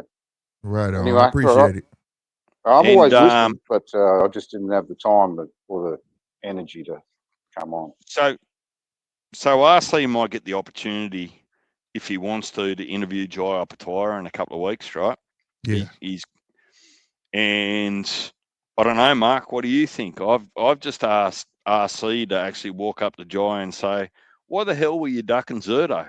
What's the problem there? Oh shit! I think RC. I don't think he'll even interview him. He's going to shit himself just from the look on Jai's face. He would go with his fucking. He'll stand back about 3 meters. I would. That man got to stare at death. Like, what the fuck wrong with him, man? Like, when I first saw him, I swear to God, I said, "Hey, get him checked, man. Something wrong with that dude, man." He just my advice to RC. My advice to RC would be don't ask him any dumb questions, man, because he's not going to take kindly to that. I promise you. Best of luck, man. RC. Yeah, just go ahead and tell him Samoans aren't shit. So yeah, that shit. He ain't gonna say that. Hell, he ain't walking out of there if he do. Ain't no way. Nah, RC's got a thing about him where as much as you want to feel like it's offensive, it's still funny too, right? So right. He's got to be. I think Jai's one of those ones where it's hard to judge what he's thinking because he just got that same look on his face the whole time. The whole time. Yeah, imagine drinking shots with him at the bar. You'd end up just for every drink that you had, you'd end up a meter further away. Right. And, you know, after your 10th shot, you'd be on the other side of the bar just waving at him. Yep. And it's like me, something stupid going to come out of your mouth eventually, and you're going to get belted. I promise you. No, appreciate you, Slick. Thanks, no Mark. Problem. I'll be back on tomorrow, fellas. Thank y'all for coming through. All right. See you, mate. All right. Man, this was a great show, man. I'm trying my best, y'all. I have seen the requests. I have seen the love on Instagram. Ask me where I be, and I see the articles, and I read as much as I can, man. I'm trying to get back on Mondays and Wednesdays. And I know I've been saying it. I've been trying to put videos out and all that stuff, man. But trust me, it's going to happen. I'm never going to miss a Friday. I missed last Friday. I had a good reason for that. But, yeah, for sure, Fridays and Saturdays, that's always been a staple. Mondays and Wednesdays, I'm trying to get those back. You know what I'm saying? I didn't give salutes to T-Flex down here, man. Custom tees, check them out. You know what I'm saying? They've been supporting your boy, even though I've been missing days. Check them out. You know what I mean? And I do have a code GMT15, get you 15% off of your order over that way. All right.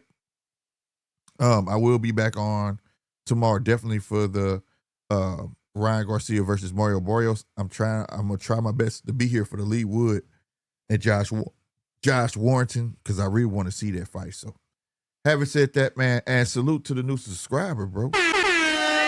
Appreciate it, bro. Appreciate it for hitting that subscribe button, man.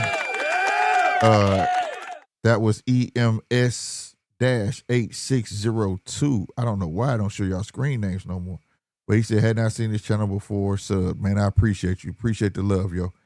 All right, y'all, I'm finna get up out here. Like I said, check out T-Flex, man. Support your boy, because I do get a piece that support. It helps the channel, man. Check them out. I'm up out of here. Y'all be easy. Deuces.